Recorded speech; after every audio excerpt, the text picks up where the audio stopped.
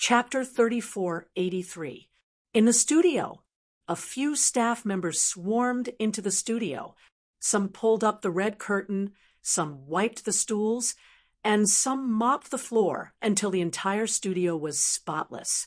They walked to the door with obsequious expressions and bowed to Gu Jinglian. "Mr. Gu, please come in." "Haha, please come in." Gu Jinglian tugged at his tie and walked in. Chu Ho looked at them from the corner of her eyes. She was doubting her life. Were these staff members really the same people who had treated her so elegantly and coldly in the morning? Why did they suddenly change their attitude? Chu Ho walked in with a suspicious expression. She saw the staff members respectfully escorting Gu Jinglian to the stool, like a servant. They turned around and smiled politely at Chu Ho. Her face instantly wrinkled into a chrysanthemum. Could they be more normal?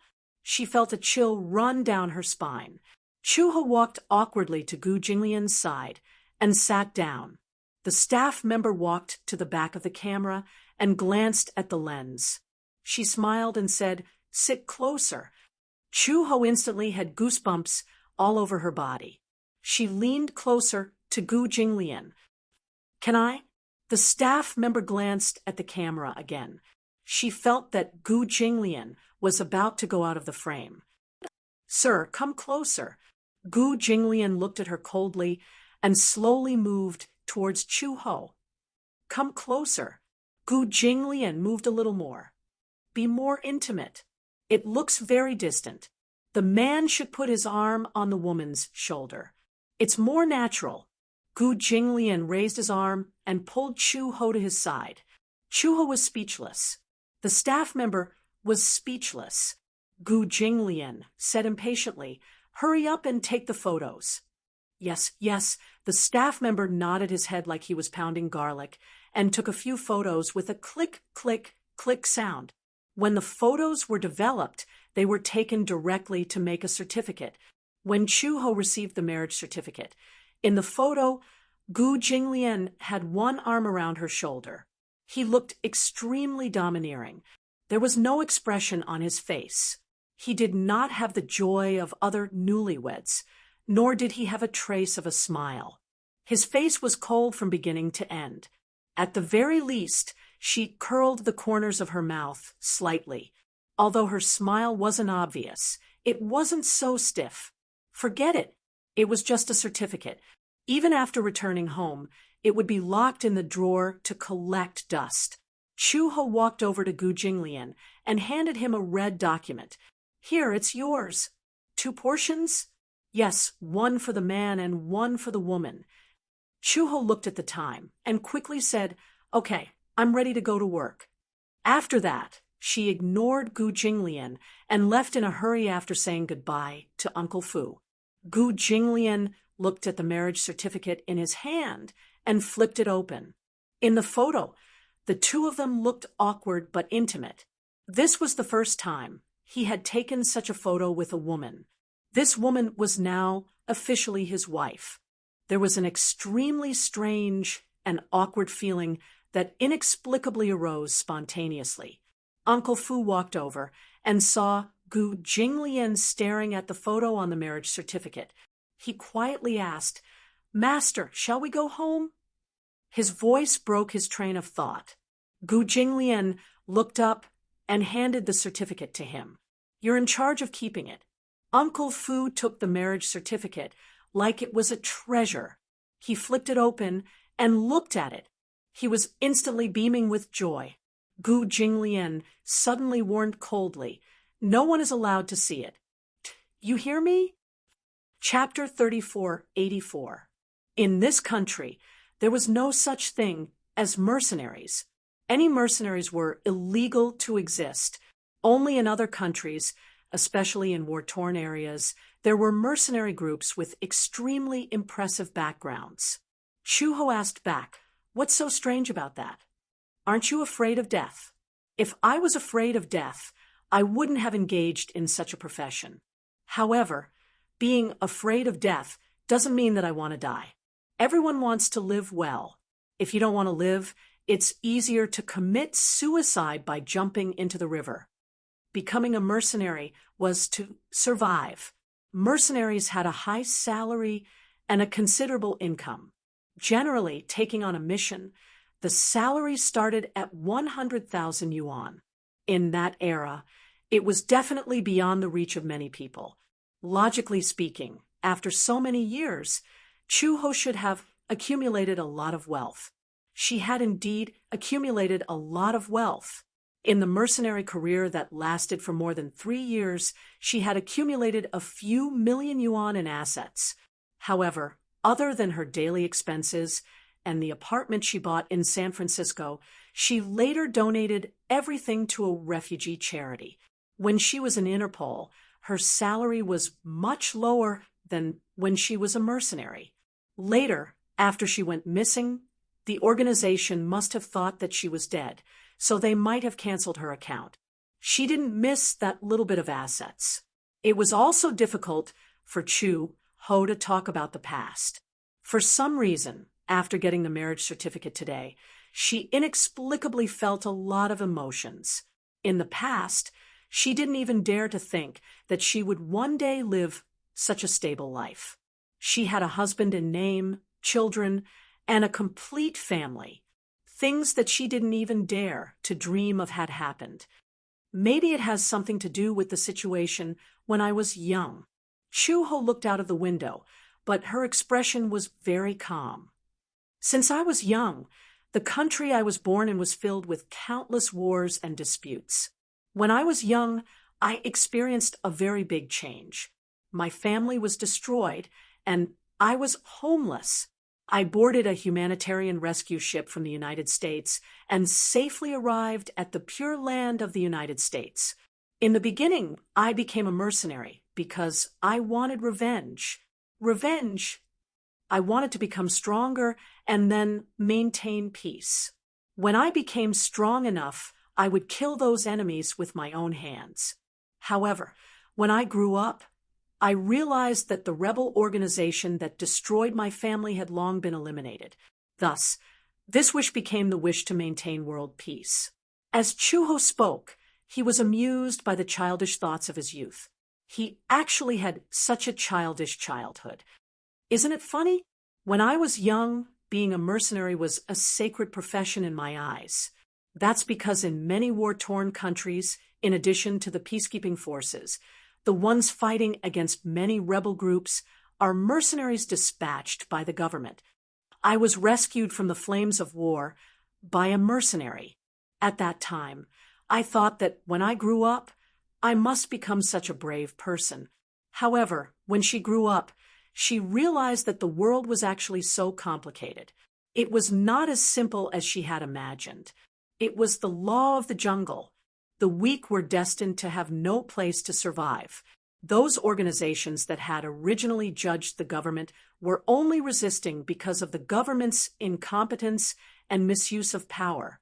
As for the troops who claimed to be righteous, most of them were just invaders for the sake of the country's own interests or for the sake of the local oil and natural gas resources. Chapter 3485.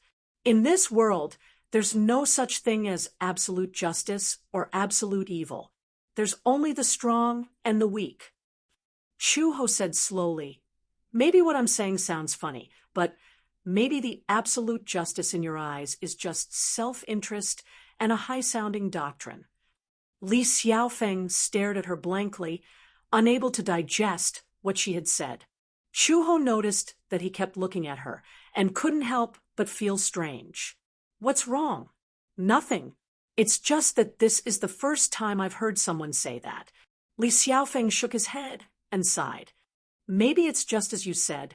There's no such thing as absolute justice in this world. He changed the topic and asked, then why did you leave Interpol? Interpol is the most authoritative organization for justice. I heard that you used to be the top anti-crime inspector. Why did you come here and become a lowly police officer? Chu-ho pursed her lips and said, I just went with the flow. When Gu Jinglian came back from the company, he had just stepped through the door when he vaguely heard a few of his subordinates standing at the side and discussing. I didn't expect Old Master to be so photogenic. Even if it's a celebrity photo, it doesn't look good. But Sister Chu looks a little chubby in the photo. Luckily, she's too skinny, so she looks better in front of the camera. You didn't see how happy Uncle Fu was today. Now that Old Master and Sister Chu are married, he can finally get rid of one of his worries. The two men were cleaning the courtyard and discussing excitedly. As they were cleaning, they suddenly caught sight of a pair of exquisite leather shoes. The two men's expressions changed, and they followed the pair of slender legs. Gu Jinglian's gloomy and handsome face came into view. The two men's eyelids twitched violently, and the corners of their lips twitched for a while. They stood upright awkwardly and gave a flattering smile. Old Master, ha, you're back? Ha. Gu Jinglian glanced at them and asked coldly, where did you see the photo? It's the photo on Old Master's marriage certificate. Halfway through their words, the two of them didn't dare to continue. This was because they saw Gu Jinglian's face getting darker and darker. Uncle Fu. Gu Jinglian went upstairs and kicked open the door of the study. Uncle Fu was wiping the table carefully. He was so shocked by the loud noise that the cloth almost flew away. Uncle Fu turned around. He was so frightened by Gu Jinglian's aggressive look that he hiccuped and stammered, Master. He eagerly went up to greet him. You're back. Gu Jinglian's face was livid as he grabbed his collar and glared at him. He gritted his teeth and asked, where's the marriage certificate? Yes, it's in your drawer. Didn't I tell you not to show it to others? Gu Jinglian leaned closer to him and asked coldly, are you ignoring me? F***CK. He had been betrayed. Who was the shameless blabbermouth? Didn't he warn him to keep it a secret? I kept it well. Uncle Fu immediately put on a stern face and said righteously, it must have been someone who secretly looked at it. Gu Jinglian narrowed his eyes. You mean those people lined up to sneak into the study to look at it? Uncle Fu was speechless. Someone please come and save him. Chapter 3486. Dad, you're back. Xiaobao skipped into the room and hugged Gu Jinglian's thigh tightly. When Uncle Fu heard Xiaobao's voice, he was so moved that tears and snot flowed down his face. He was practically an angel. He had rescued him from the abyss of suffering in an instant. Xiaobao's appearance somewhat diverted Gu Jinglian's attention.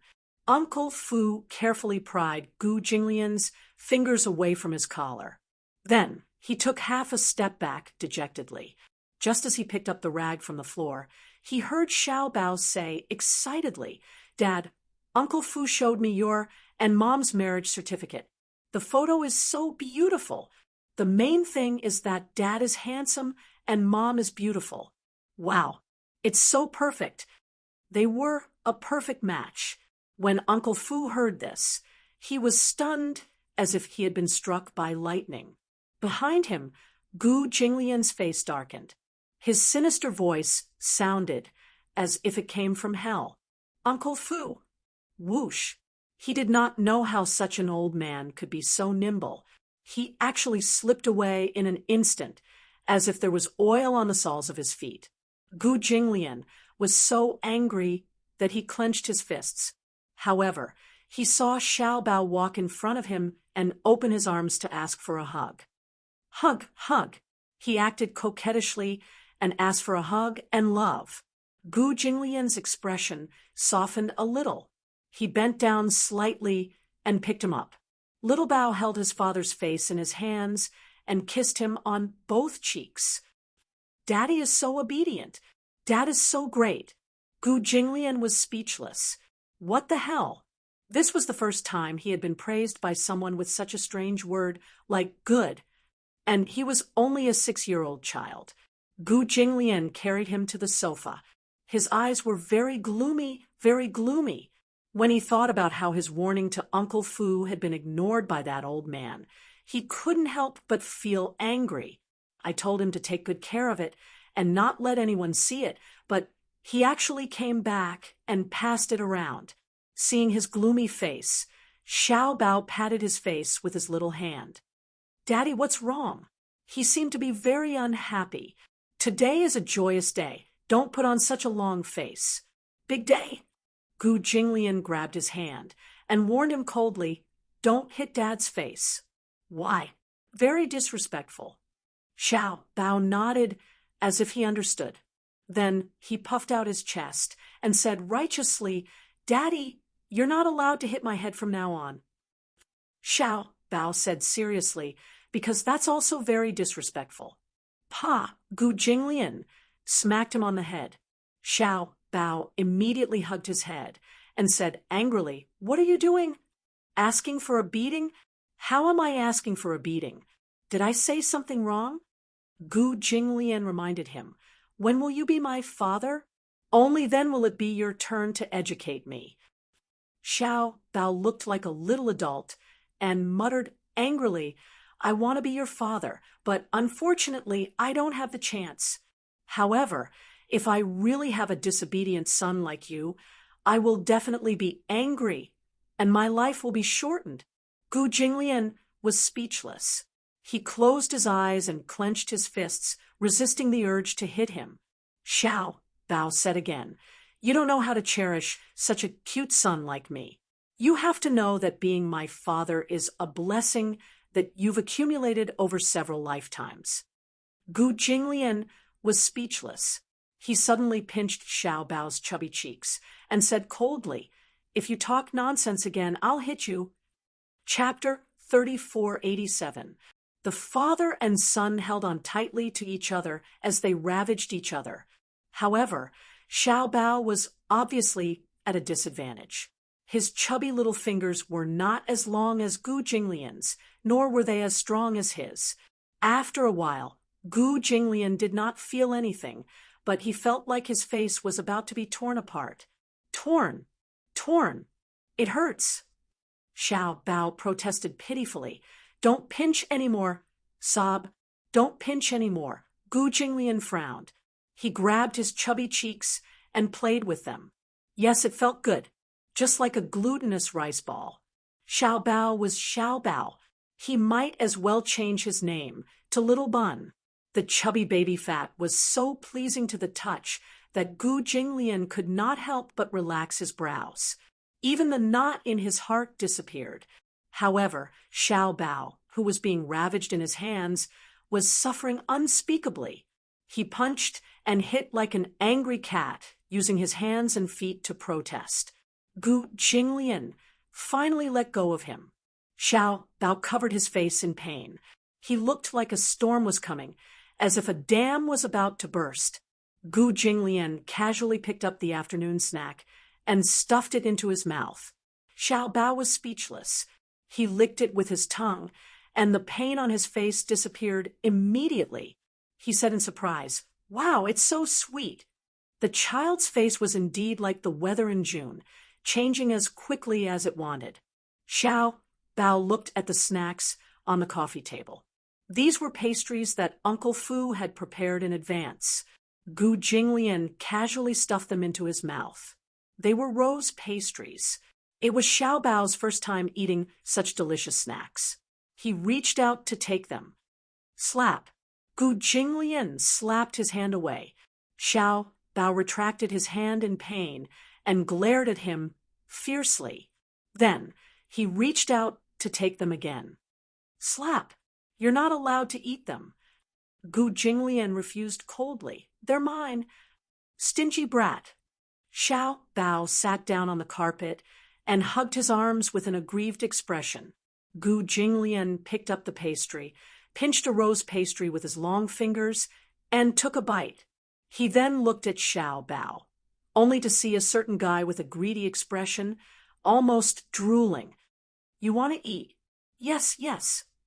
Xiao Bao quickly nodded, expressing his position. Gu Jinglian suddenly curled his lips and said slowly, That depends on whether you have the ability to eat it. Uncle Fu had just finished tidying up the other rooms. When he passed by the study, he casually pushed open the door and saw Gu Jinglian sitting leisurely on the sofa. He casually picked up a piece of rose pastry and then casually threw it out like a parabola. Xiao Bao immediately straightened his neck and opened his mouth wide to receive the rose crisp. Ah Wu, after experiencing 2 failures, he was amazed this time. First, he predicted where Gu Jinglian would throw the rose pastry. As such, as soon as the rose pastry was thrown, he reacted in time and leaned over. With his mouth open, he caught the rose pastry steadily. Gu Jinglian praised generously, "Beautiful." Xiao Bao was extremely pleased. He puffed out his chest and looked very proud. Uncle Fu was petrified. "Dad, am I awesome?" Xiao Bao lay on his lap with an expression that said, "Come and praise me, come and praise me." If he had a tail, it would be wagging vigorously at this moment. Gu Jinglian patted his head. "Yes, you're awesome." Hee. Xiao Bao caught a glimpse of Uncle Fu from the corner of his eye and immediately turned to Uncle Fu, saying, "Uncle Fu, come and play with us. This game is very fun." Chapter 3488. Uncle Fu immediately cleared his throat and said, "I still have something to do." With that, he turned around and slipped away. Uncle Fu was about to teach those little rascals a lesson. How dare they bring up the matter of him circulating Old Master's marriage certificate in front of Old Master. Now that he had offended Old Master, he wouldn't dare to show his face in front of him for a few days. Uncle Fu closed the door behind him. Gu Jinglian turned around and saw Xiao Bao looking at him expectantly. "Let's continue playing. Let's continue playing. This game is so fun." It was much more fun than playing video games. More importantly, no matter what game it was, as long as he could play it with Gu Jinglian, Xiao Bao felt that it was a lot of fun. He really enjoyed the time he spent with Gu Jinglian. No matter how boring the game was, he still found it interesting. Gu Jinglian said calmly, "No." "Why?" Xiao Bao was greatly disappointed. He shrugged his head and said pitifully, "Why don't you play?" "Dad has something to do." Oh, Xiao Bao knew how to read people's expressions and was very tactful. Hence, he muttered, "Then I'll look for Uncle Fu to play." As he said this, he stood up and ran to look for Uncle Fu with a bowl of rose pastries in his hand. Gu Jinglian suddenly stood up and walked slowly to the desk. Suddenly, he thought of something and quietly pulled open the drawer. In the drawer, there was a red marriage certificate on top of a pile of account books. The 3 words stamped in gold on it were so eye-catching. Gu Jinglian sat down on the chair and casually picked up the marriage certificate. He gently flipped it open and a photo of him and Chu-ho came into view. In the photo, he was holding Chu-ho's shoulder and looking at the camera. His face was cold, and his dark eyes were deep and unfathomable. So, this was how he looked in other people's eyes. Gu Jinglian subconsciously reached out and touched his face. He was a little surprised. He rarely looked at himself in the mirror. So from the photo, one could clearly see that his calm face was actually so cold. No wonder Xiao Bao kept avoiding him when they were in the Gu family. He seemed to be very afraid of him. Beside him, Chu-ho was clearly caught off guard when he was suddenly pulled to his side. However, he had to cooperate and smile, but his smile was very awkward. He smiled awkwardly. She was even a little reluctant, unwilling or unwilling. Gu Jinglian could not help but narrow his eyes. His gaze fell on Chu-ho's awkward face in the photo, and he felt inexplicably unhappy. He was so engrossed that he did not notice the footsteps outside the door. Chu-ho had just pushed the door open when he saw Gu Jinglian holding the marriage certificate and staring at it. His lips could not help but twitch a few times. "The marriage certificate is so beautiful. Before he finished speaking, the man who was engrossed in his thoughts was immediately alerted. Gu Jinglian instinctively closed the marriage certificate and threw it into the drawer. He looked at Chu Ho and frowned as he questioned, "Who let you in?" He meant, "Why didn't you knock before coming in?"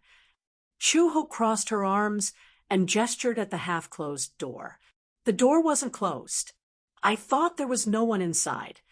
Gu Jinglian was speechless. Chu Ho saw that he was a little unhappy that he had been caught red-handed and thought it was funny. "I saw you staring at the marriage certificate the moment I came in. Why? What's so beautiful on it?" As she spoke, she leaned over to see if there was any difference between his marriage certificate and hers. Gu Jinglian pushed the drawer to block her probing gaze. Chapter 3489.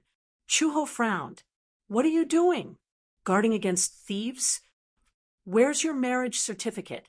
Gu Jinglian looked up and suddenly asked, "Take it out." "Why?" She stared at him warily. However, when he mentioned the marriage certificate, she suddenly remembered. She touched her pocket and realized that the marriage certificate seemed to have been kept in the drawer in the office, and she had forgotten to bring it back. She blinked awkwardly. When Gu Jinglian saw this, he couldn't help but feel suspicious. "Where's the marriage certificate?" "I forgot." "You forgot?" How could she forget such an important thing? Chu Ho explained, "I think it's in the drawer in the office. I forgot to take it." Gu Jinglian was speechless. His face darkened, and he was obviously unhappy. Chu Ho touched the back of her head and said nonchalantly, "Anyway, it's not something important. What do you want it for?" "Something not important." Gu Jinglian repeated her words, and his face darkened. He suddenly got up and approached her. The displeasure in his eyes was almost obvious. Chu Ho retreated slightly until her back was against the wall. She had nowhere else to go. She looked at Gu Jinglian warily and continued, "Could it be something important? Anyway, it's in the drawer. No one will steal it." Gu Jinglian stared at her unkindly. After a long time, he curved his lips coldly and smiled coldly. "Not important." "Important." If Chu Ho still couldn't read his expression, she would have wasted all her years as a police officer. However, she couldn't understand. She had just left a marriage certificate behind. Why did he look so unhappy? She really couldn't think of what was so important about a marriage certificate. Gu Jinglian looked at her and said coldly, "What are your thoughts on marrying me?" This was a primary school student's summer homework. What was the point of writing down her thoughts after watching a movie? The only thought she had was, "So troublesome." As soon as she said that, Gu Jinglian's expression became even colder. "Trouble. I thought that getting a marriage certificate should be a very simple procedure. I didn't expect it to be so troublesome and take up so much of my time." Chu Ho grumbled unhappily, "You made me so late this afternoon. I guess I'm going to lose my perfect attendance award this month." The coldness in Gu Jinglian's eyes seemed to stab her. Chu Ho felt that something was amiss and asked suspiciously, "Gu Jinglian, what's wrong with you? You look like you want to eat someone." Gu Jinglian looked at her for a long time, then suddenly snorted and left. Chu Ho stared speechlessly at his back. After a long while, he grumbled, "What's wrong with him? You're crazy." During dinner, for some reason, Xiao Bao was in a particularly good mood. Perhaps it was because he had finally gotten rid of one of his worries, so much so that his appetite became vigorous. He finished 2 bowls of rice in one go. Chu Ho glanced at him and saw him raise his bowl to Uncle Fu and say cheerfully, "Another bowl." "You're not allowed to eat anymore." Chu Ho quickly said, "You've already eaten 2 bowls today." If he ate any more, his little stomach would burst. Xiao Bao pursed his lips, feeling wronged. Uncle Fu also said, Xiao Bao, be good. Let's call it a day. Overeating was not good for a child's development. Uncle Fu also had his own concerns. Xiao Bao then put down his bowl and turned his head. Seeing that Gu Jinglian had also finished eating, he immediately asked, Dad, have you finished eating too? Gu Jinglian did not say anything. Chapter 3490. Chuhi thought to herself, don't tell me he's still angry? Although she didn't know what he was angry about, this man had always been unpredictable. For some reason, Xiao Bao was especially enthusiastic.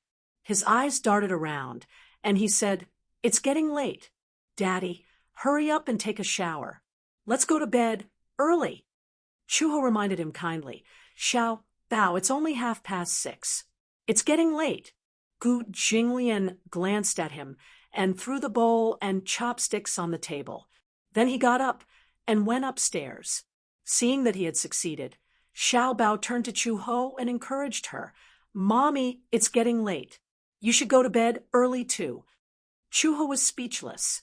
It was only 6:30. She couldn't fall asleep so early, right? However, Chu Ho had no choice but to stand up and head upstairs after being urged by Xiao Bao. Xiao Bao immediately followed behind and saw that Chu Ho was carrying a blanket and was about to enter Xiao Bao's room. He rushed over and blocked the door, saying righteously, You're not allowed to enter. Chu Ho rolled her eyes. What are you doing? Mommy, you seem to have forgotten what Xiao Bao said. Xiao Bao cleared his throat and said seriously, Xiao Bao said that he wants to sleep alone. This is independence. Mommy, please respect Xiao Bao. Respect. Chu Ho almost bit her tongue. Whoa, this was incredible. After attending kindergarten, this guy actually knew what respect was. If I don't sleep here, where should I sleep? Xiao Bao rolled his eyes as well. Mommy, you have a husband now. Of course, you should sleep with your husband. I've seen other people's parents sleeping together at night. Chu Ho said, Why are you so enthusiastic about asking me to sleep with your father? What are you up to? I don't care. Anyway, I don't want my mother to sleep with me. After Xiao Bao finished speaking, he slammed the door shut, leaving Chu Ho alone outside. Xiao Bao. Chu Ho kicked the door angrily. I'll give you 3 seconds to open the door. 2. Before he could finish counting, he heard a click. The door was locked from the inside. Chu Ho, was this Brett asking for a beating? There was a stalemate outside the door for a few minutes. No matter how Chu Ho tried to persuade or coerce him, Xiao Bao still had no intention of opening the door. Left with no choice, Chu Ho hugged her quilt and walked to Gu Jinglian's door. Seeing that the door was ajar, she peeked through the crack and saw a dark shadow appear at the door. The door was pulled open from within. Gu Jinglian stood at the door in a bathrobe and looked at her coldly. Their eyes met. It was extremely awkward. Chu Ho sat up awkwardly and hugged her quilt. Embarrassed, she said, Tonight, I'll have to sleep on your sofa. She didn't dare to look at Gu Jinglian's expression. She thought that in the next second, some demon king would slam the door again and lock her outside. However, Gu Jinglian walked away expressionlessly, leaving the door open. Chu Ho walked in with her quilt and saw that the man had returned to the sofa. He was fiddling with his hair. He had just taken a shower, and his hair was still wet. However, he didn't have the habit of using a hairdryer, so he waited for his hair to dry naturally. Taking advantage of this time, he had the habit of reading. Only then did Chu-He realize that his entire wall was filled with books. Generally speaking, some people's books were just empty shells used for decoration. Chapter 34, 91. She did not expect him to like reading. Gu Jinglian seemed to have noticed that she was constantly looking at him and could not help but look up suspiciously. She immediately reacted and retreated to the side. She walked into the cloakroom and started to look for her pajamas. After taking the pajamas, she walked into the bathroom and locked the door.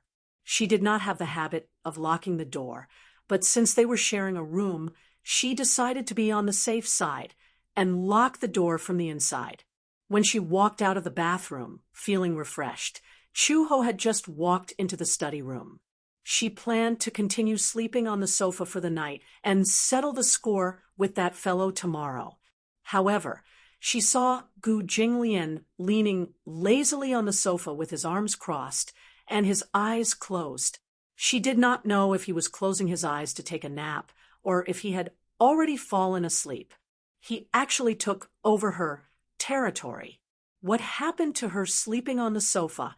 How could he take it for himself just like that? The corners of Chu Ho's lips twitched. She walked in front of him and bent down to size him up. Gu Jinglian. She raised her voice again. Gu Jinglian? Chu Ho stood up speechlessly. It turned out that he had really fallen asleep. However, this man had always been alert. No matter how she called him, he did not wake up.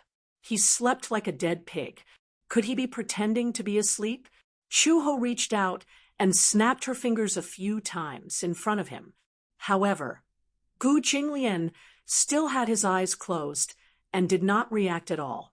His long eyelashes intertwined quietly. When he closed his eyes, his long eyelashes were immediately obvious. He was actually charming and attractive. He was like a living portrait of a beauty. Chu Ho touched her chin and narrowed her eyes to size him up. Gu Jinglian's facial features were definitely top-notch. However, Chu Ho was not born to be in love. She was also not a member of the Appearance Association. Even if Gu Jinglian had his eyes closed, no matter how shockingly handsome he was, it could not move her at all. She did not even feel a ripple in her heart. She was somewhat face-blind. To be precise, no matter how good Gu Jinglian looked, he was about the same level as Li Xiaofeng. Looking at his sleeping face, Chu Ho only had one thought. His eyelashes were really long. Forget it.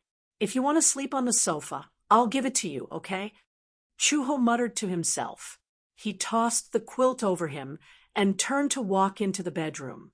Lying on the spacious bed, Chu Ho stretched his limbs, feeling extremely satisfied. God, this bed is too comfortable, right? It was softer than the bed in Xiaobao's room. Gu Jinglian's bed was made of high-quality Simmons mattresses with a full set of memory cotton bedding. The feeling of lying on it was neither soft nor hard. The softness was just right, wrapping around the entire line of his back. It was incomparably fitting. After lying down, he was reluctant to move. Chu Ho stretched out his 10 fingers in satisfaction. She hugged the pillow to her chest, closed her eyes, and soon fell asleep. Although she was a light sleeper, she could fall asleep very quickly. It could be said that she had a rather strange physique. Gu Jinglian once commented that sometimes she was as smart as a god, but sometimes she was simple-minded. In just a few minutes, she fell asleep soundly. In the study, a night light was on. On the sofa, the man suddenly opened his deep eyes. Gu Jinglian opened his eyes and saw that the wall lamp in the bedroom was still on. He suddenly got up. Chapter 3492. Speaking of this, Gu Jinglian was especially displeased. This woman had always avoided his bed, as if she found it dirty, and avoided him like a snake or a scorpion. Was he a scourge or a ferocious beast? Gu Jinglian walked into the bedroom and saw Chu Ho hugging a pillow under the dim light, dominating more than half of the space. This bed was specially custom-made. It was 3 meters wide and 3 meters long. Even such a big bed did not look big enough for her to toss and turn. This woman's sleeping posture was terrible. He gave such an evaluation, walked to the head of the bed, and slowly sat down on his side. The soft bed sank. In an instant, Gu Jinglian lowered his head and looked at Chu Ho's sleeping face. His eyes could not help but darken a little. She was wearing pajamas. Because her sleeping posture was too casual, her slender legs were exposed to the air. Her snow-white skin looked like jade porcelain under the wall lamp. Her eyes were tightly shut. On her fair and flawless skin, her eyelashes were black, and her lips were red. Her black hair was scattered on the pillow, but there was a kind of magnificent beauty. She used to be so thin that her cheeks were slightly sunken. However, Uncle Fu had been taking good care of her recently. He fed her fish and meat, and she had finally put on some weight. Her palm-sized face was not as thin as before, and she looked haggard. However, his gaze fell on the distinct joints of her collarbone. It was too deep. This meant that she was still a little too thin with her current appearance. Chu-Ho closed her eyes quietly and let out soft breathing sounds that were almost inaudible. She slept peacefully, so her beauty at that time could be seen without any hindrance. Gu Jinglian's eyes could not help but darken a little. His body actually reacted a little. How long had it been since he had a woman looking at her like this? It was as if some kind of consciousness was quietly awakening. Gu Jinglian could not help but reach out and gently push the hair hanging on her neck to the side. When his cold fingertips touched her skin, Chu-Ho shuddered and suddenly opened her eyes. She had just opened her eyes and met his deep almond-shaped eyes. Because of this, her originally hazy consciousness was suddenly awakened. What are you doing? Before she could finish speaking, Gu Jinglian leaned down. His tall body followed his movements and covered her under his dark shadow. Chu-Ho was so frightened that her tongue was almost tied. Even her breathing was not smooth. Gu Jinglian, what are you doing? Sleeping. His cold words made Chu-Ho turn pale with shock. You're not sleeping on the sofa? Did I say that I'll sleep on the sofa? He retorted, silencing the woman. He did not say that. However, just now Chu-Ho squinted her eyes suspiciously. Were you pretending to be asleep just now? When he should be smart, he was not smart. When he should not be smart, he was very smart. Gu Jinglian raised his eyebrows. Since we're husband and wife, what's wrong with sleeping on the same bed? Husband and wife. Chu-Ho sneered. We've just registered our marriage. Does that make us husband and wife? Does it not? Chu-Ho flew into a rage out of humiliation. Gu Jinglian, don't forget. Why did we register our marriage? You don't have to remind me. Chapter 34:93. Gu Jinglian moved closer to her. His tall nose was almost touching her cheek. His hot breath kept brushing against her skin. His calm and masculine breathing was audible to her ears. Chu-Ho was speechless. What are you trying to do? You really don't know, or are you pretending not to know? Gu Jinglian's long fingers gently brushed against her lips. His eyes sparkled. Of course, I'm fulfilling my duty as a husband. Chu-Ho was thankful that there was no water in her mouth. Otherwise, she would have spat it out. Duty? She mumbled. What duty do you have to fulfill?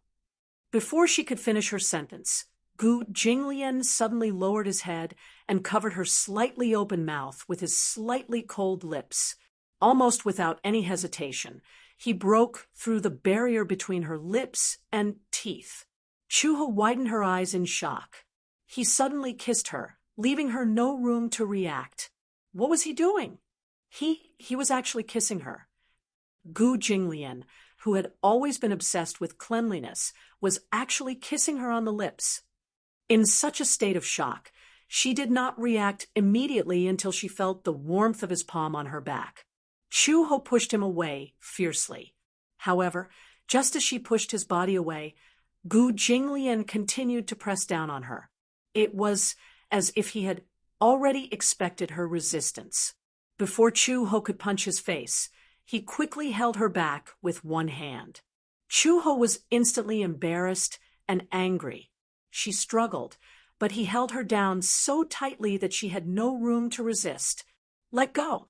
she shouted angrily and bent her knees to hit his vital parts. Gu Jinglian did not care about her tricks at all and used his legs to suppress her. In this way, she had no room to struggle at all. Gu Jinglian, she gritted her teeth, and her eyes were filled with hatred and anger. Gu Jinglian said slowly, "It seems that you didn't suffer enough 6 years ago." "Suffer?" Chuho furrowed his brows and glared at her. Gu Jinglian smirked coldly and whispered into her ear, "You're no match for me in terms of skills." His breath was like orchids, and when his breath brushed against her ear, she couldn't help but become extremely sensitive. She shivered, and all the pores on her body opened up. "Gu Jinglian, I'm warning you. If you dare to touch me today," the man interrupted her. "You should know me." Chuho stared at him, suspiciously. However, she heard him say word by word, "I hate this kind of provocation the most." After saying that, he lowered his body. He was only 1 step away from conquering the city. Chuho resisted fiercely, but he couldn't break free from his powerful grip. Gu Jinglian said, "Didn't we do it once 6 years ago? You don't have to be so pretentious." Before Chuho could say anything, he felt a strange sensation and broke out in cold sweat. When the first ray of morning light shone in, Chuho was awakened by the glaring rays of the morning sun. She frowned and woke up. She opened her eyes and regained consciousness. Immediately, she felt the pain in her body clearly transmitted through her nerve endings. She had always been sensitive to pain, but her pain threshold was very high. She had once suffered a serious injury, and a bullet pierced through her arm, but she still relied on her willpower to walk through the tropical rainforest. However, the pain in her body now was not like the injuries she had suffered in the past. Chapter 3494.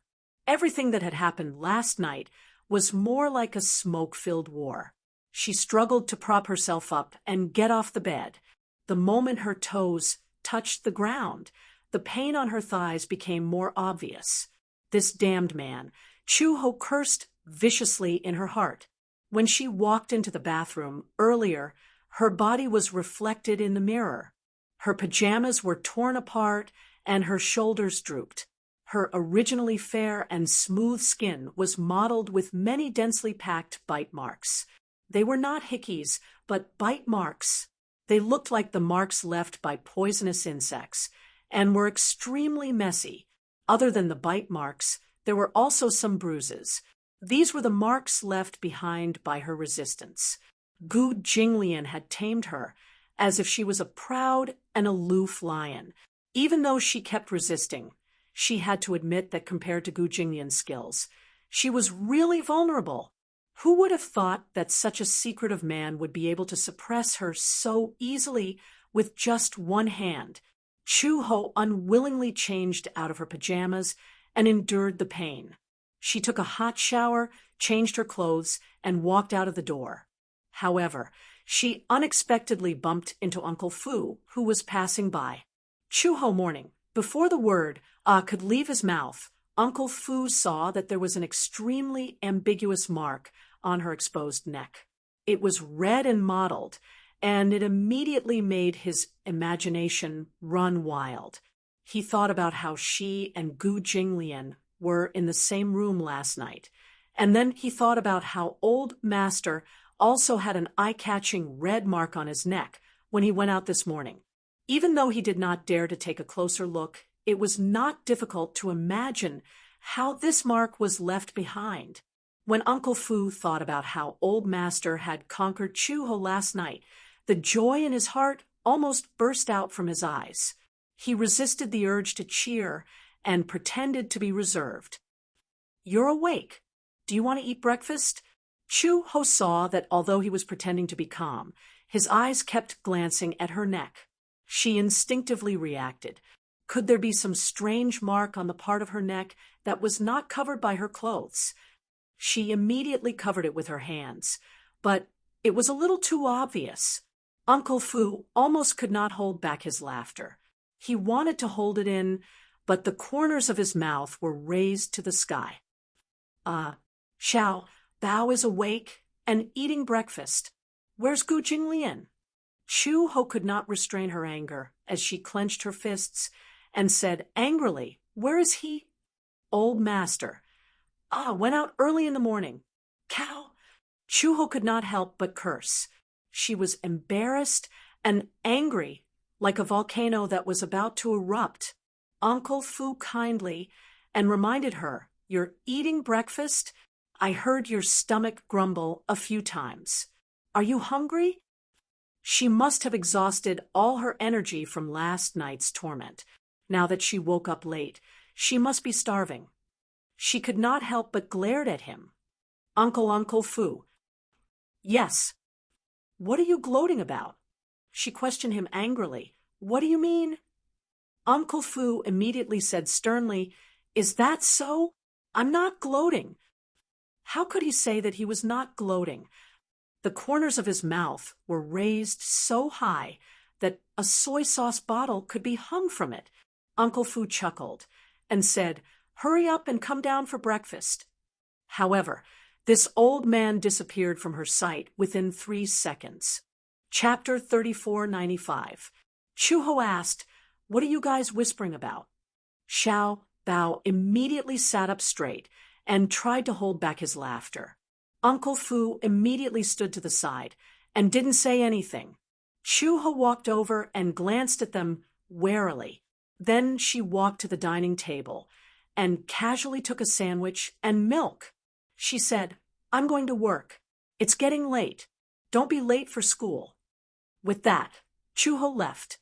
Just as she left, Xiao Bao stood up excitedly and said to Uncle Fu, "Really?"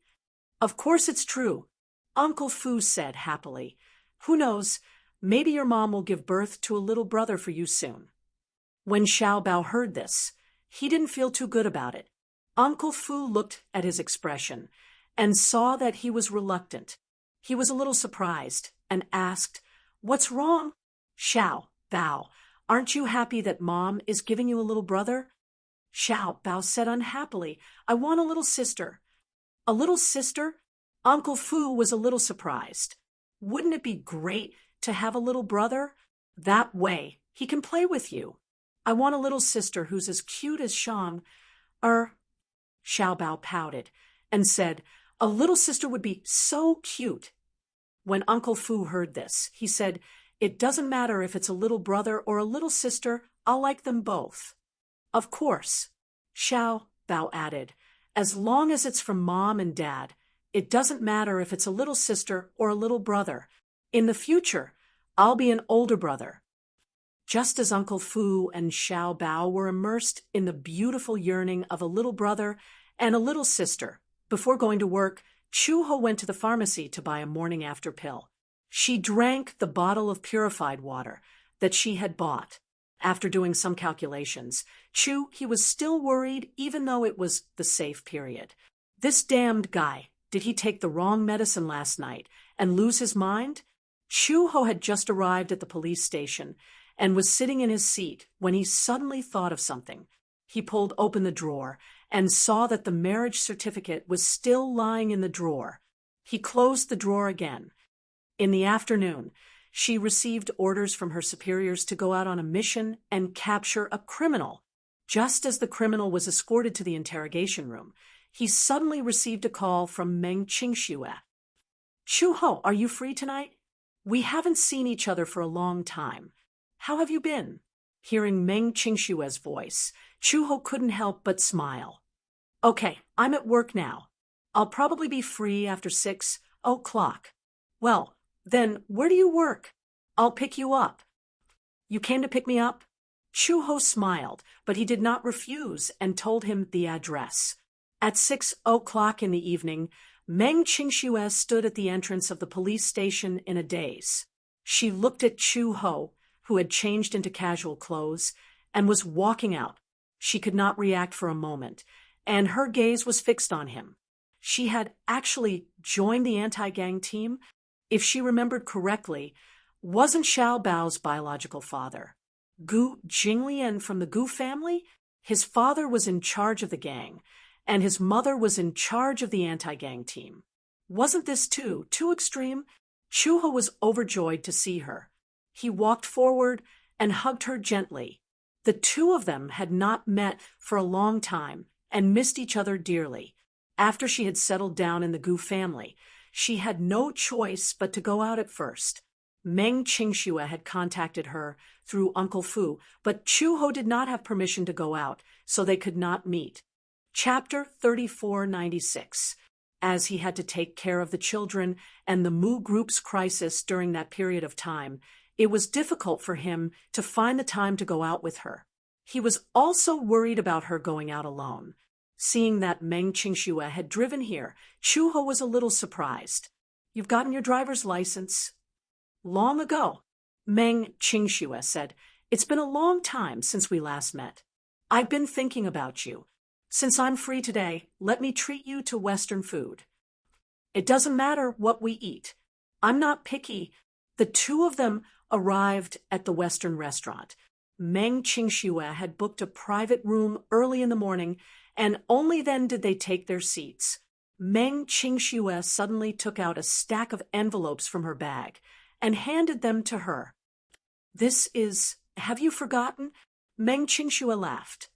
"During our time in Yen City, I've been staying at your place and eating your food. It's a total of more than 20,000 yuan, not a cent more or less." Chuho could not help but feel a little touched. It was rare that she still remembered this. Chuho opened the envelope. There was a total of 25,000 yuan in it. She did not refuse and accepted it. Meng Qingxue started chatting about the recent situation. Ever since Song Enya's incident, the Muse and the Songs had cut ties. Since then, because of the company's affairs, Mu Linfeng fell seriously ill and was bedridden. Since then, Mu Yanqing had officially taken over the Mu Group. Although Mu Yanqing was not as good as Mu Yaja in this aspect, he was still from the Muse. Although he was not as outstanding as Mu Yaja, he still managed the company well. Mu Yanqing was not confident, but Meng Qingxue had been quietly by his side, encouraging him. In order to fight for his dignity, Mu Yanqing was determined to make a name for himself. Although the Mu Group was not as good as before, it still faced many crises during this period of time. Its capital chain was broken, and shareholders kept withdrawing their shares. At one point, it was in danger. Now, the Mu Group was at least standing firm. Although it was not as good as before, and there were still many people who were pessimistic about it, Mu Yanqing devoted himself to his career and maintained the Mu Group's original state. This was already very difficult. After 10 months of pregnancy, Meng Qingxue gave birth to an adorable son for Mu Yanqing. Her son looked more like her. He had delicate features and fair skin. He was very cute. Mu Yanqing named him Mu Wenqi. Meng Qingxue showed Chuho a full moon photo. After becoming a mother, Meng Qingxue's greatest joy every day was being with her baby. She wasn't the kind of person who especially liked to show off her baby in her circle of friends. She just felt that it was cute and took pictures of it herself. She even saved it on her phone. At this moment, the little guy was still young, but he had already learned how to walk. Unexpectedly, after the two of them parted, in the blink of an eye, the little guy who had been obediently staying in her stomach had already learned how to walk. Chuho could not help but feel deeply moved. Meng Qingxue added, "I've always been thinking about Xiao Bao. However, she had just given birth, and her body was weak. Now that she has recovered a little, the child cannot be separated from her. Otherwise, there will be plenty of opportunities in the future." Chuho paused for a moment and suddenly asked with concern, "How about now? Are you okay?" "Yes." "How does Mu Yanqing treat you?" Chuho's face suddenly darkened. Is he still like before? Chapter 34, 97. He still remembered that after Mu Yanqing and Song Enya's wedding banquet was messed up by Gu Jinglian, Mu Yanqing was unexpectedly much more relaxed. When he mentioned Meng Qingshua's marriage to Mu Linfeng again, Mu Linfeng surprisingly did not reject it. Perhaps, other than Mu Yanqing, he could not count on anyone else in the Mu family. Mu Linfeng was hoping that the Mu Group's century-old foundation would not be destroyed in his hands overnight. Hence, when Mu Yanqing proposed to marry Meng Qingxue, Old Master Mu did not object. Mu Yanqing and Meng Qingxue collected their marriage certificate and held a special wedding banquet. They did not invite any guests. In the church, other than some important elders of the Mu family and some devout believers, there was no one else. They took their vows in front of the priest. When it was time to exchange rings, Meng Qingxue carefully put the ring on his ring finger. The two of them looked at each other, and their eyes reddened. Mu Yanqing knew very well how hard it was to come by such happiness. Along the way, if the two of them had given up easily, perhaps they would not be where they were today. Meng Qingxue was also filled with emotions. She had been waiting for him for so many years. Finally, she got what she wanted and married the person she loved. When Mu Yanqing put the ring on her finger, tears welled up in her eyes. She cried and laughed at the same time. She was so happy that she looked a little embarrassed. She said to him, "Whether you're Mu Yanqing of the Mu Group or the Mu Yanqing who has left the Mu Group, you'll always be my husband, Mu Yanqing." Mu Yanqing's eyes reddened when he heard this. The two of them hugged each other tightly. After they got married in the church, they flew to various countries to travel and get married. Although there was no grand wedding, Meng Qingxue had nothing else to ask for as long as she could be with him. Although he was busy with the Mu Group's business, he was never stingy with spending time with her during the pregnancy. On the day of labor, he received the news and rushed to the hospital from the company. He put on a sterile gown and entered the delivery room. Just as he entered the delivery room, the child was born. It was a son. To Mu Yanqing, whether it was a son or a daughter, he would like them both. This was their first child. In the future, they might have a second one. However, this child came with twists and turns, and almost died prematurely. Mu Yanqing's heart was filled with countless emotions as he held the child in his arms. After giving birth to the child, Mu Yanqing bought a villa and registered it under Meng Qingxue's name as compensation for the hardships she went through during her pregnancy. This was also his promise to her. Meng Qingxue did not care about these things, but Mu Yanqing said, "This house will be our home in the future. No matter what, this will always be your harbor." After having a child, Mu Yanqing's careerism was stimulated. No matter what, Mu Yanqing would still spare a day every weekend to accompany him. After the breastfeeding period, Meng Qingxue wanted to find a job, but Mu Yanqing did not allow it. Firstly, although the child had passed the breastfeeding period, he still needed someone to take care of him. Although she had hired a nanny, she was not as close as a mother. Secondly, even if Meng Qingxue worked, the few thousand yuan she earned a month could not compare to the money he earned in the blink of an eye. He would work hard to manage his career and give her something to rely on. However, with the arrival of the child, his concept of family was awakened. Therefore, to him, family became more important than his career.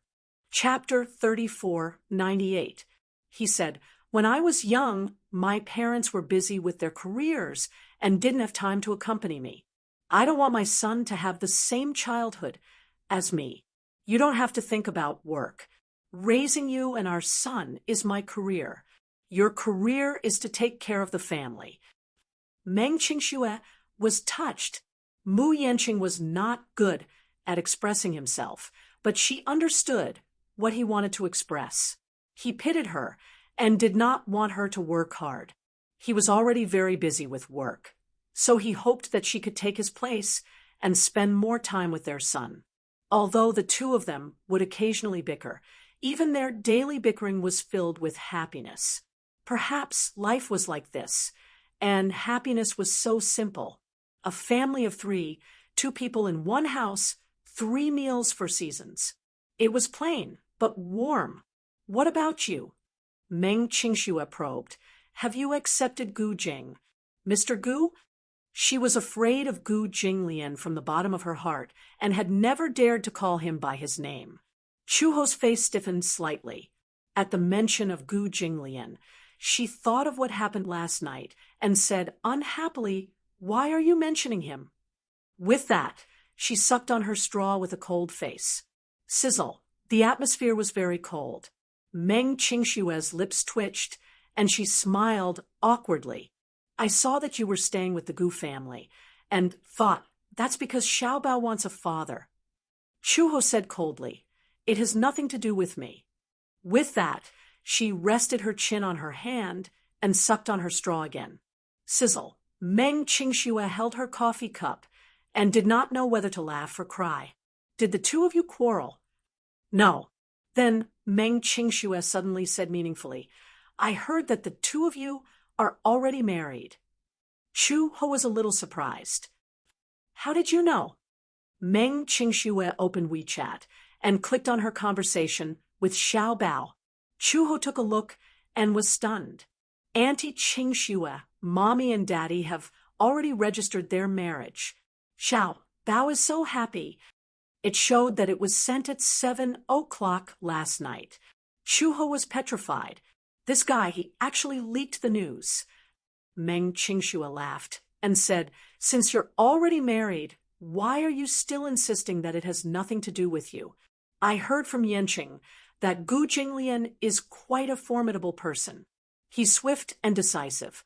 When I told him about your marriage, he was shocked. Why? That's because I don't believe that a man like him would marry a woman. After a pause, Meng Qingxue continued, he doesn't believe in marriage. He said that he won't get married. Chu Ho was a little surprised. Is that so?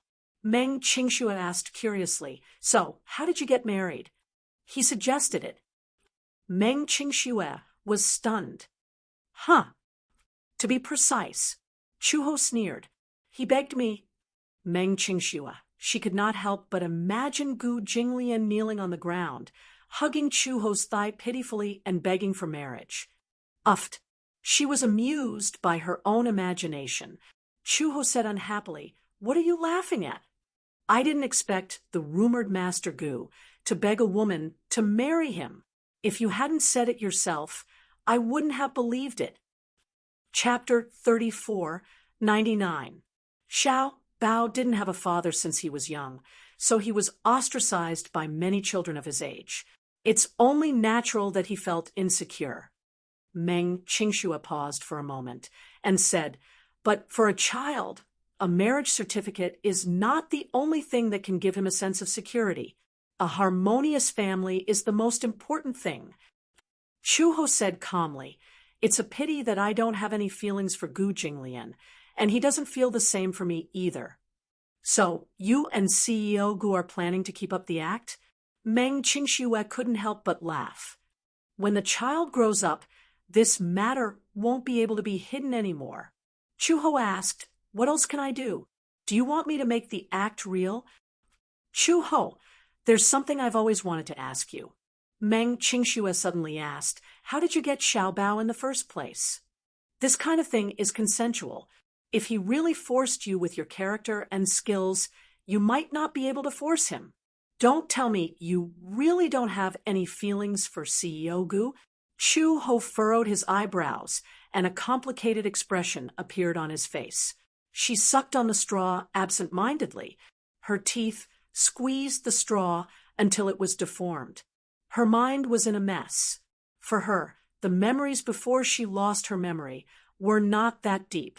She was also very curious as to why something like that happened between her and Gu Jinglian.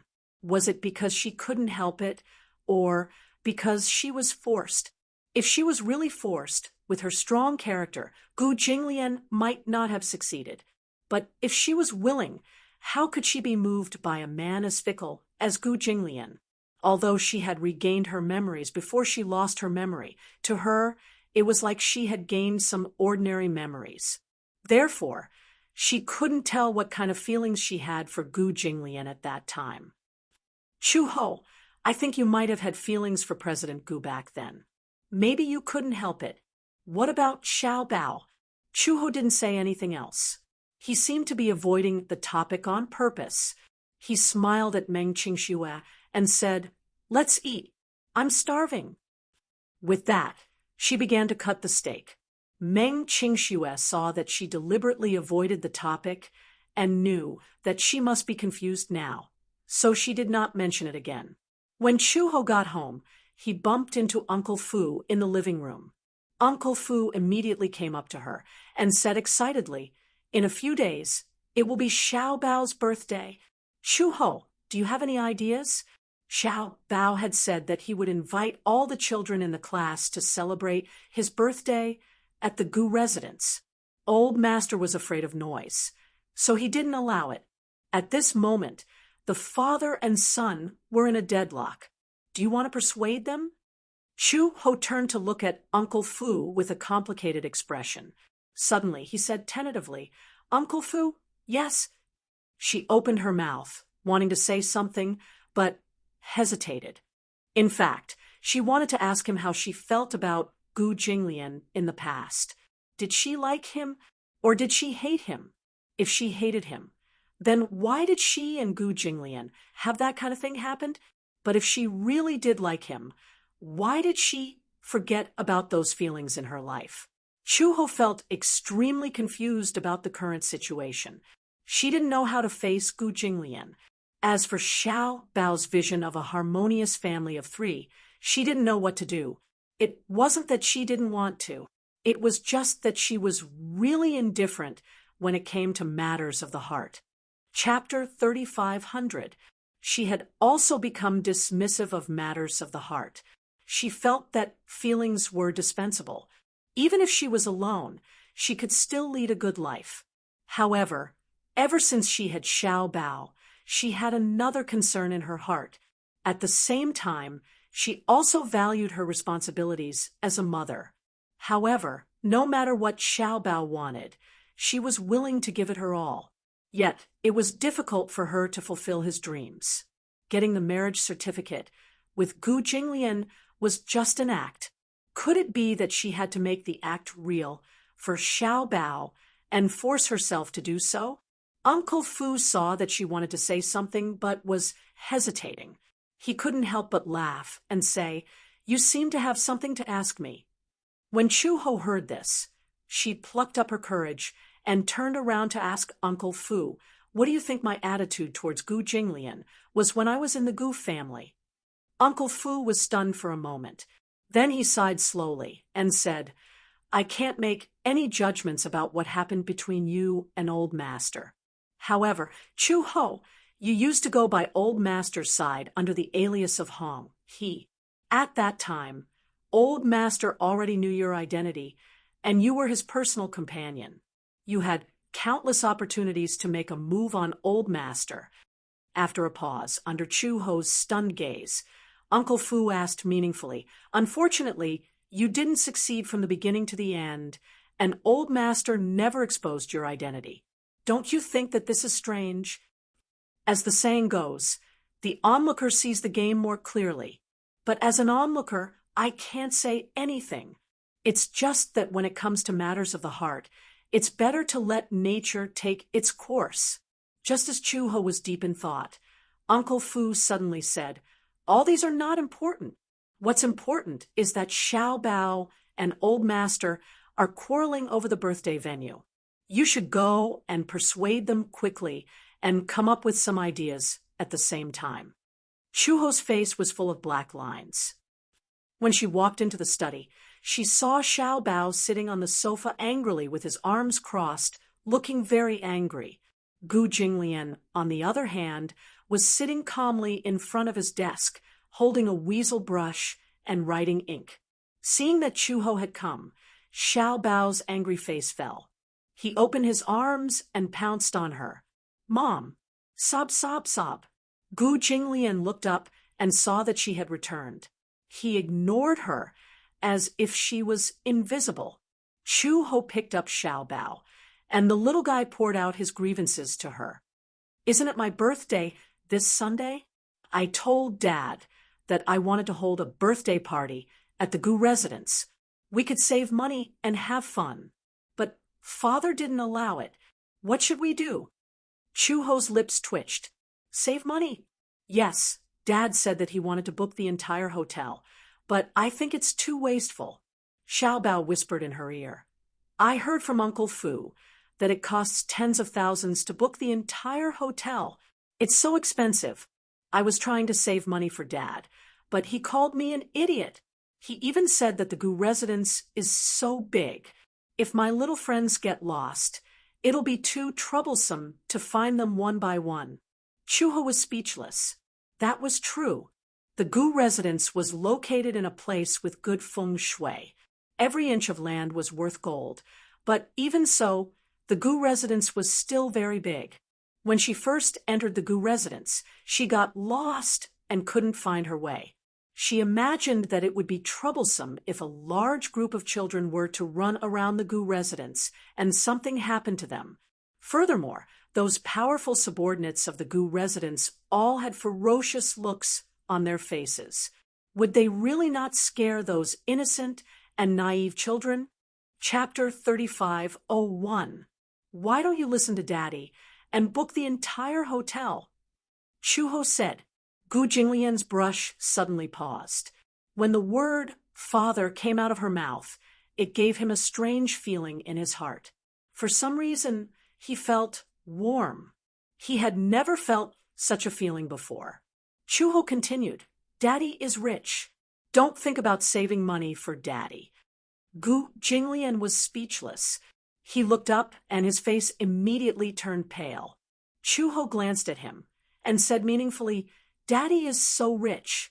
If it's your birthday, you can spend it however extravagantly you want." Xiao Bao refused to comply. "I want to spend it in my own home." As he said this, he turned around and looked at Gu Jinglian with a look of hesitation. Chuho had no choice but to say to Gu Jinglian, "Why don't we let him spend it in the Gu residence?" Gu Jinglian said coldly, "It's troublesome." He found it noisy. Xiao Bao alone was noisy enough. If there was a group of little kids, it would be so noisy that the entire house would be torn apart. Just thinking about that scene gave him a headache. Chuho put down Xiao Bao, walked in front of him, and threw his brush aside. Gu Jinglian frowned, but heard her say, "Gu Jinglian, this is Xiao Bao's first birthday in the Gu residence. Since he wants to spend it in the Gu residence, why don't you agree to it this time?" He narrowed his eyes, but Chuho lost her patience and grabbed his collar. She smiled, but her tone was unfriendly. "Say okay." Gu Jinglian looked unhappy, and his lips curled into a dangerous smile. "Are you ordering me?" "How is this an order? I'm clearly discussing it with you."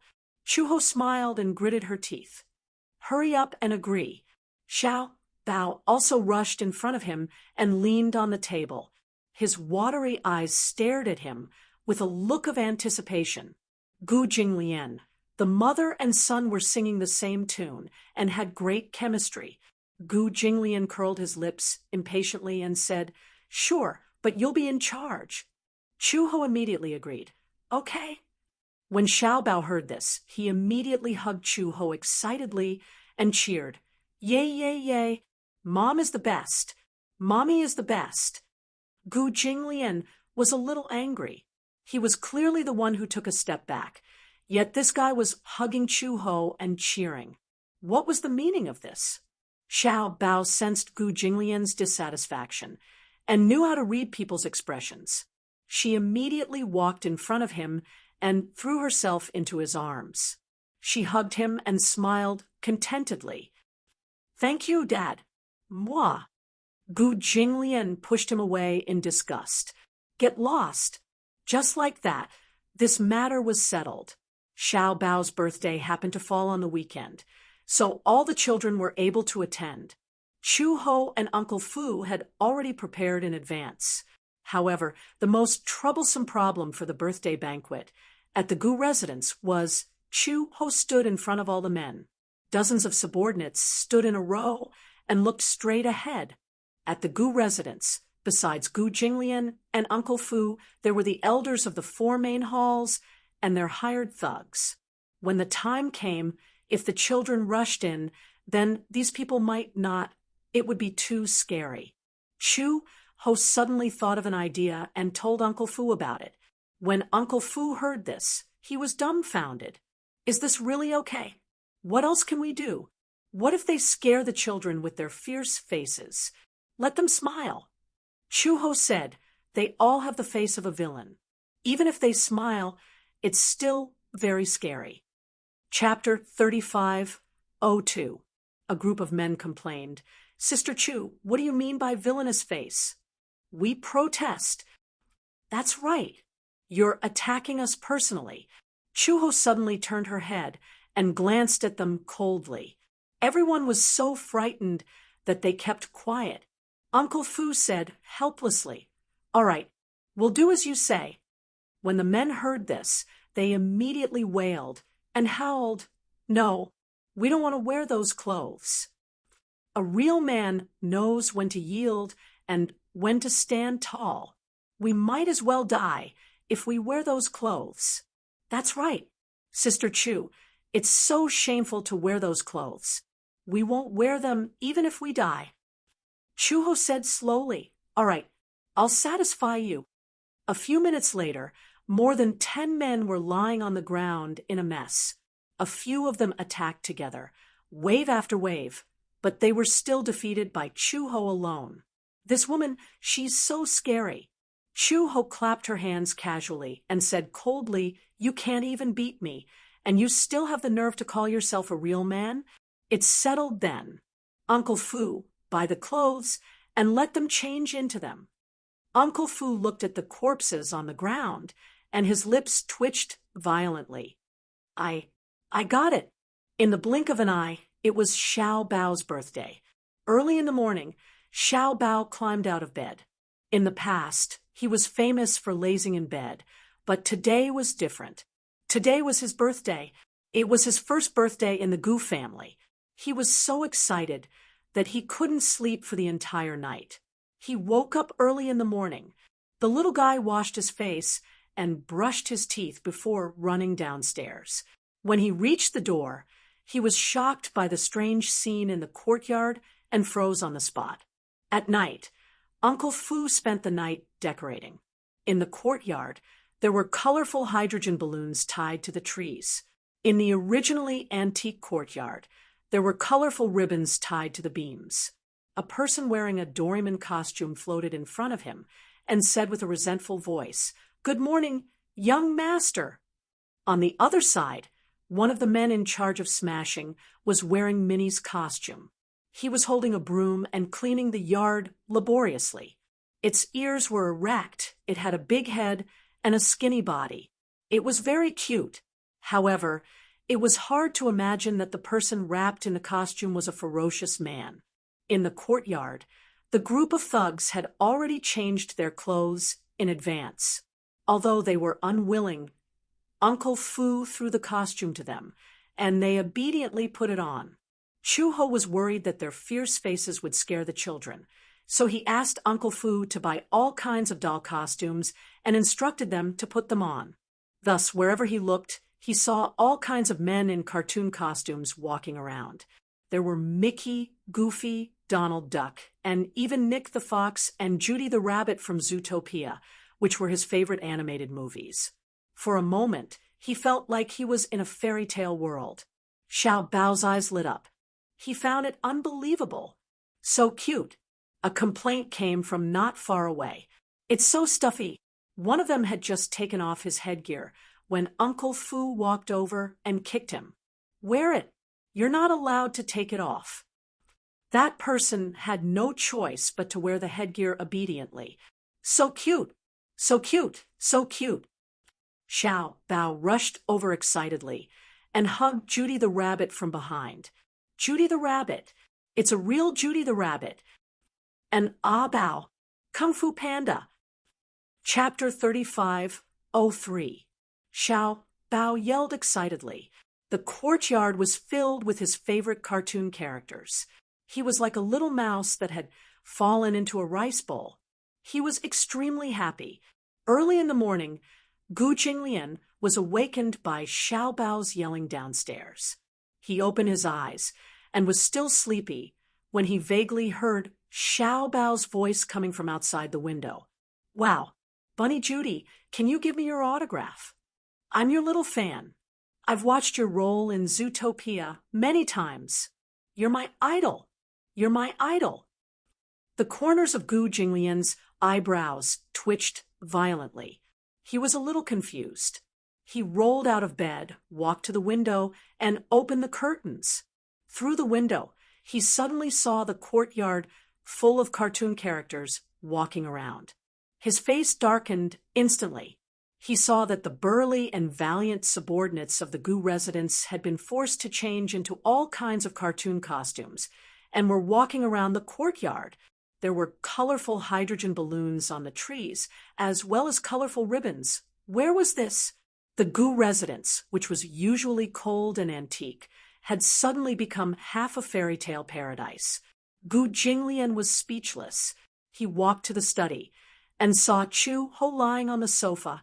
She was sleeping soundly with her arms behind her head. He kicked her awake. Chu Ho woke up with a start. She bounced up from the sofa and looked up to see Gu Jinglian's gloomy face. He was glaring at her with a pair of cold eyes, as if he was silently questioning her. What did you do? Chu Ho was instantly confused. It's so early in the morning. Why are you so angry? Just as she finished speaking, Xiao Bao's voice came from outside the window again. Dabai, can I hug you?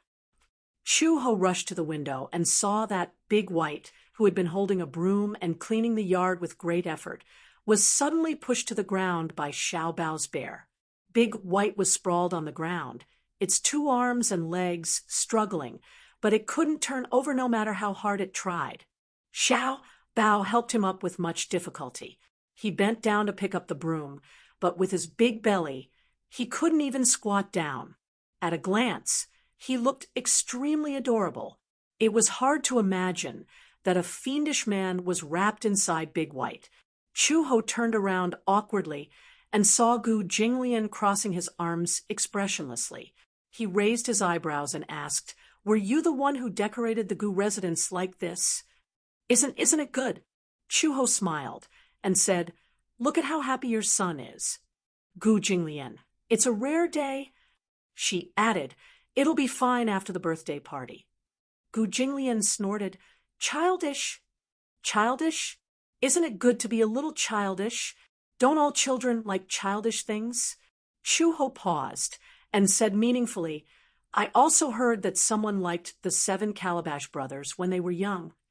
Gu Jinglian's face darkened, and he flew into a rage out of humiliation.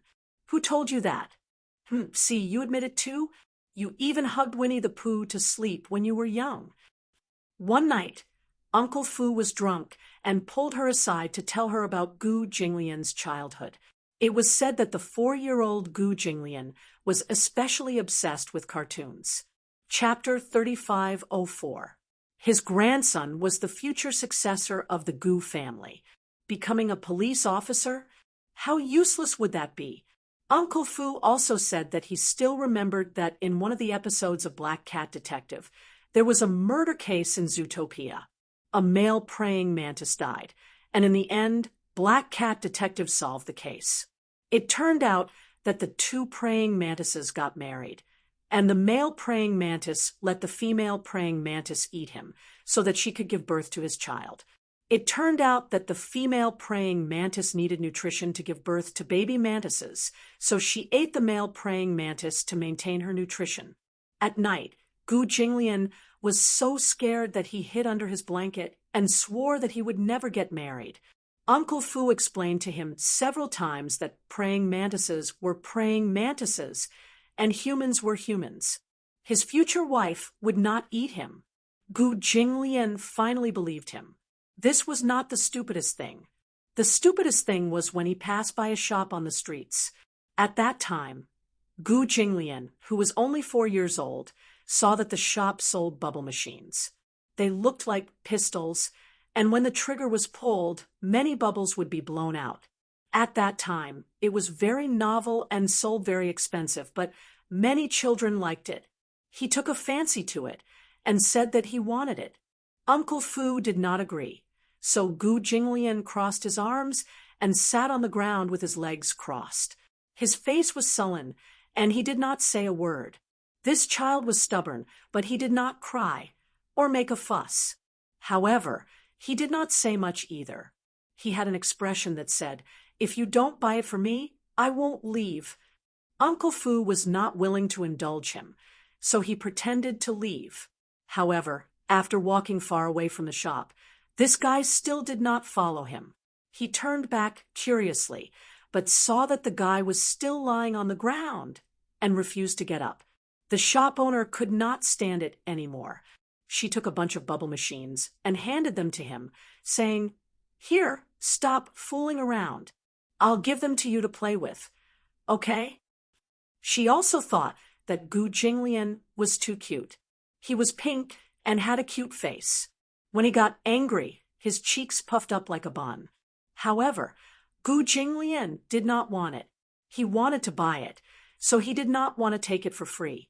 Fu Bo had no choice but to buy it, seeing that he couldn't persuade him. In the end, on the way home, Gu Jinglian held the bubble gun and could not put it down. He played with it all the way home, and when he got home, he could not spit out any bubbles. He was smart and knew how the bubbles worked, so he went and mixed some detergent and played with it happily. When Chuho heard this, she convulsed with laughter. She did not expect Gu Jinglian to be so adorable when he was young. Only then did she realize who Xiao Bao had inherited his silly cuteness from. At first, no matter how she looked at Xiao Bao, she was suspicious. Whose genes did this guy inherit? She was known for her cold personality, yet this fellow was so cheerful. Most importantly, he was also very stupid. Sometimes he would be moved to tears just by watching cartoons. Now she knew that Xiao Bao was indeed Gu Jinglian's biological son. Chuho walked up to him and squinted at him. "Tell me, why were you so cute when you were young?" At the same time, she felt that it was unbelievable. If Uncle Fu had not mentioned it unintentionally, she would not have imagined that Gu Jinglian was so adorable when he was young. In her impression, Gu Jinglian must have been a bully when he was young. He must have been domineering and unreasonable. Otherwise, he would have been like a little old man with a sullen face and would not play with the other children. She did not expect him to be as childish as the other children. "Shut up." Gu Jinglian's face strangely flushed red. He turned around and snorted coldly. This was obviously awkward. He gritted his teeth secretly. This Uncle Fu was using his past to talk about things again. His mouth was not reliable at all. Chapter 35:05. Chuho walked in front of him again. "Don't be shy. Who doesn't have a childhood? Look, didn't you like those things when you were young? It's Xiao Bao's birthday today, so just let him be." Gu Jinglian said expressionlessly, "Do as you wish." After saying that, he left with an ashen face.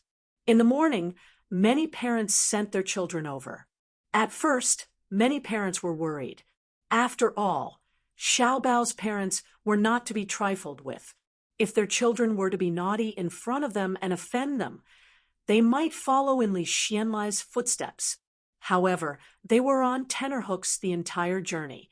When the car stopped at the entrance of the Gu residence, and they got out of the car, they saw a figure in a costume standing at the entrance to welcome the guests.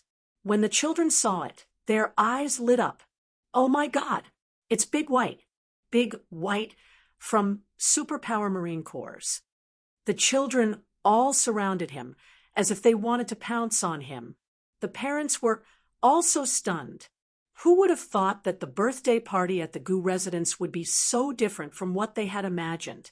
This time, they were relieved. However, this birthday party was too different. The birthday party that they had imagined was probably what they had imagined, with the entire hotel booked. When they first heard that it was being held at the Gu residence, they were still wondering how big the Gu residence was, and if it could accommodate a class of children. When they reached the entrance, all the parents who came to send their children were stunned. Wasn't this too *king big? It was just like the mansions of the wealthy in ancient times. Just walking through the entrance and seeing the winding corridors, as well as the huge garden and courtyard, they were scared out of their wits. They sucked in a deep breath and only let it out when they left the Gu residence. It was too *king big. Many parents got lost in the winding corridors. He was indeed rich and overbearing. This piece of land was one of the most expensive in the entire capital. It could be said that every inch of land was worth an inch of gold. Rumor had it that if this land was taken over by the government, it would definitely cost at least 300,000 yuan per square foot. According to their estimation, the entire Gu residence could no longer be measured in square feet. It was more appropriate to use the unit mu to measure it. Comparing oneself to others is really infuriating. Many parents sighed with emotion. They had been working hard since they were very young. After working hard, they finally managed to buy a condominium that was 100 square meters. In the capital, this was considered a standard for the wealthy.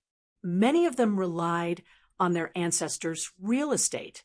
The main government had demolished 2 houses.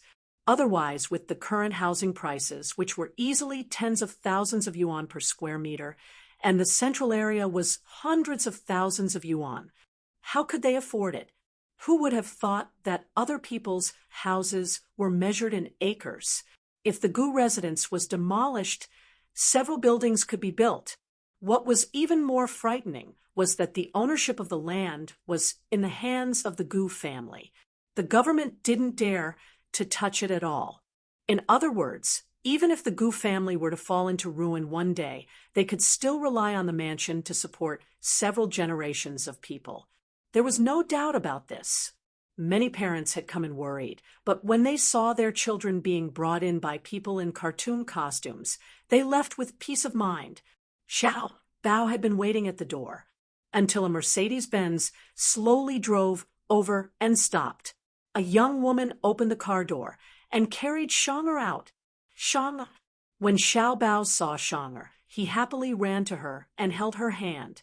He said shyly, "Why are you only here now? I've been waiting for you for a long time." Chapter 3506. I'm sorry, birthday boy. There was a traffic jam on the way, so I'm late. It's okay, Xiao Bao said a little embarrassedly. Shonger immediately took out an exquisitely wrapped present from behind her back and shyly handed it to him, saying, "Xiao Bao, happy birthday." "Oh, thank you. Here, this is a present for you. I don't know if you'll like it." Shonger's voice became softer and softer, obviously very shy. However, Xiao Bao seemed very excited and said expectantly, "Can I open it?" "Now," Shonger said, "you can open it if you want, but if you don't like it, don't be angry." "Why would I?" "As long as it's a present from Shonger, I'll like it." "Okay." Xiao Bao opened the present curiously and saw a bouquet of flowers lying quietly in the gift box. However, this bouquet of flowers was different from ordinary bouquets. This bouquet of flowers was tied up with many starry sky lollipops. Shonger didn't know what present to give, but thinking that Xiao Bao liked to eat sweets, she tied all her favorite starry sky lollipops into a bouquet and made it into a bouquet of flowers. Wow! The beautiful starry sky lollipops instantly lit up his eyes. He suddenly leaned close to Shonger and kissed her on the cheek, saying happily, "Thank you, Shonger. I like it a lot." Shang'er's face suddenly became as hot as a burning cloud, so much so that she stuttered. You like it as long as you like it, these sweets. I can't bear to let my dad eat them, but because you're my best friend. So, Shang'er's mother squatted down and said to Xiao Bao, I'll leave Shang'er in your care today. Okay. Shang'er, have fun today. Mommy will come to pick you up later. Okay. The two little guys watched as the car left. Xiao Bao immediately held her hand and said with a smile, Shang'er, come in quickly. Shang'er was led through the door by Xiao Bao. As soon as she stepped through the door, she was shocked to see the yard full of cartoon characters. She was so shocked that her eyes widened. Wow. Other than gasping in amazement, Shang'er was so excited that she couldn't say a single word. Shang'er also liked to watch cartoons. She had watched many Disney animated movies many times. Her favorite movies were Frozen, and she also liked to buy from Superland Marines. As such, tears welled up in her eyes as soon as she saw Dubai. In the hearts of young children, the characters in these animated films were not just limited to the adult world. The word cute was enough to describe them. To them, these people were the hottest superstars, and even more so, their dreams. Most of the children in the class had arrived and were playing with the cartoon dolls in the yard. It was as if he was in a fairy tale world. Shang'er even suspected that she was dreaming. Xiao Bao asked, Jean, you also like to buy, right? Yes, I like Big White the most. Xiao Bao immediately said, Dubai, come here. Hearing his little master summon, Dubai immediately rushed over and waved his hand as he stood in front of them with his big belly. Xiao Bao introduced, This is Princess Shang'er. Shang'er stared at Dubai nervously. Chapter 35:07. Shang'er blushed shyly. Hello, Dubai. Pausing for a moment, she suddenly smiled brightly and placed her hands behind her back, shyly. Dubai, can I hug you? She asked nervously. Dubai tilted his head, looking very adorable on the surface. However, the scar-faced man in the costume had a gloomy expression on his face. He was the worst at dealing with children. Even so, Xiao Bao glared at him fiercely from the side, as if he would not hold back if he dared to refuse. Dubai immediately opened his arms and said gently, Of course. Shang'er blushed even harder, but she happily pounced toward Dubai. Upstairs, Gu Jinglian looked at the yard full of dolls and little ghosts with a gloomy expression. Originally, having such a stupid and idiotic son like Xiao Bao was already enough to give him a headache. Now, he had to deal with a bunch of brats. Especially in Xiao Bao's class, there were a few mischievous children who were fooling around in the yard. They climbed up the rockery nimbly, and below them was the pond. Uncle Fu stood at the foot of the rockery anxiously and tried to coax them to come down. They won't come down. They won't come down. Wow, there are so many fish in the pond. The fish are so cute. I really want to touch them. A group of children lay by the pond and looked around. Gu Jinglian raised his eyebrows gloomily. The children's chattering filled his ears, and it was as if thousands of mosquitoes were flying around his ears. That was why he hated little brats the most. They were especially annoying. Speaking of Gu Jinglian, he was not a fan of brats. At first, he did not have much patience with Xiao Bao. However, after spending some time together and getting used to this guy, he sometimes found him very cute, although he was really annoyed when he was annoyed. However, he was still his son. However, he might not have half the patience to deal with other children. Gu Jinglian closed the window and returned to his study. After a while, Uncle Fu came upstairs and knocked on the door. Master, the cake is about to be cut. I don't have to show up, Gu Jinglian said impatiently. He felt extremely troubled at the thought of going downstairs to cut the cake and having to face dozens of little idiots. That's not very good, is it? After all, you are Xiao Bao's father. If you are not present on Xiao Bao's birthday, it will inevitably make the little guy unhappy. Gu Jinglian. He rubbed his brows tiredly and stood up abruptly. 10 minutes later, Gu Jinglian appeared downstairs and happened to bump into Chu. He pushing the 3-tiered cake pagoda into the dining room. The cafeteria was very big. There were 10 tables in the cafeteria. For children sat at one table, while Little Treasure and Shonger sat at another table. The table was filled with sumptuous dishes, fruits, desserts, and all kinds of delicacies. However, the children did not care about it at all. They were looking forward to the cake, so the delicacies in front of them did not attract their attention at all. Everyone looked around, looking forward to it. It was not until Chu Ho slowly pushed the cake tower into the dining room that the delicate-looking cake fell into the children's line of sight, causing a huge commotion.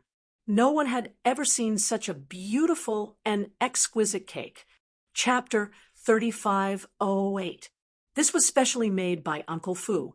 He realized that Xiao Bao especially liked to buy. Hence, he sent his subordinates to ask around and found the best cake shop in Beijing. He reserved this cake half a month in advance. The cake tower had 3 levels, and each level was filled with chocolate. On the top level, Dubai was made with icing and looked extremely adorable. It was a 100% replica of the cartoon image in the movie. Wow, what a beautiful cake! Many of the children widened their eyes in envy. When Chu Ho pushed the cake to the center, many of the children were already drooling. Gu Jinglian had just stepped into the restaurant when he heard a sea of cheers. Dubai! What a beautiful cake! I want that to buy. Gu Jinglian's head was about to explode from the noise. Chu Ho immediately said, Xiao Bao, why aren't you coming up? It's almost time to share the cake. Xiao Bao had just walked over and started looking for a knife and fork. Uncle Fu immediately stopped him and said, Xiao Bao, you haven't sung the birthday song yet. Oh, right, the birthday song. Shonger stood up and turned around. Let's sing the birthday song for Xiao Bao. Okay. The children who were eager to eat the cake were surprisingly cooperative. They clapped their little hands, and the sound of clapping could be heard. Happy birthday to you. Happy birthday to you. Happy birthday to Xiao Bao. Happy birthday to you. Clap, clap, clap. The sound of hands clapping. 30 or so immature voices of children sounded out. They were tone deaf, and they were like demonic voices that could destroy everything in their path. Gu Jinglian was almost possessed by the voices, but Xiao Bao was overjoyed. Chu Ho placed the crown on his head and urged, Xiao Bao, make a wish. Okay. Xiao Bao immediately clasped his hands together, closed his eyes, and began to make a wish. Immediately after, he made his wish and blew out the candles. Happy birthday to Xiao Bao. Let's eat cake. Let's eat cake. The children swarmed forward like a tide. Uncle Fu immediately rushed over to maintain order. Don't fight. Let our little birthday girl cut the cake. Xiao Bao looked up at Gu Jinglian and said nervously, Dad, the cake is so tall. How do we cut it? The cake was more than a meter tall, but he was not even as tall as the cake. Even if he stood on his tiptoes, he could not cut it. Gu Jinglian looked at him with disdain, but immediately bent down and hugged him in his arms. Chu Ho held his little hand, and together the mother and son cut the cake. When it was time to divide the cake, the group of little fellows started to squabble. I want Big White. Dubai is mine. Mine. Mine. Mine. Shang tugged at Xiao Bao's sleeve and said pitifully, Xiao Bao, I really like Big White. Can you give Big White to me? Of course. Xiao Bao said to everyone, Can you give Big White to Shang? A boy stood up and said indignantly, Why should Shang be the only one? Xiao Bao, you're biased. I wanted to. Shang pouted. Seeing this, Xiao Bao put on a protective stance. Give it to Shang give it to me. Big White is Shang-er's. Big White is mine. Gu Jinglian could not take it anymore and directly cut Big White in half. Clean and straightforward. Half each. Xiao Bao, Shang-er. Chapter 3509. The scene suddenly quieted down. Not a single sound could be heard. All the kids were stunned as they stared blankly at the center of the cake. Bai was originally extremely adorable, but now it was pitifully sliced in half and poured onto the cake. Looking at this tragic murder scene, everyone was shocked. Bai?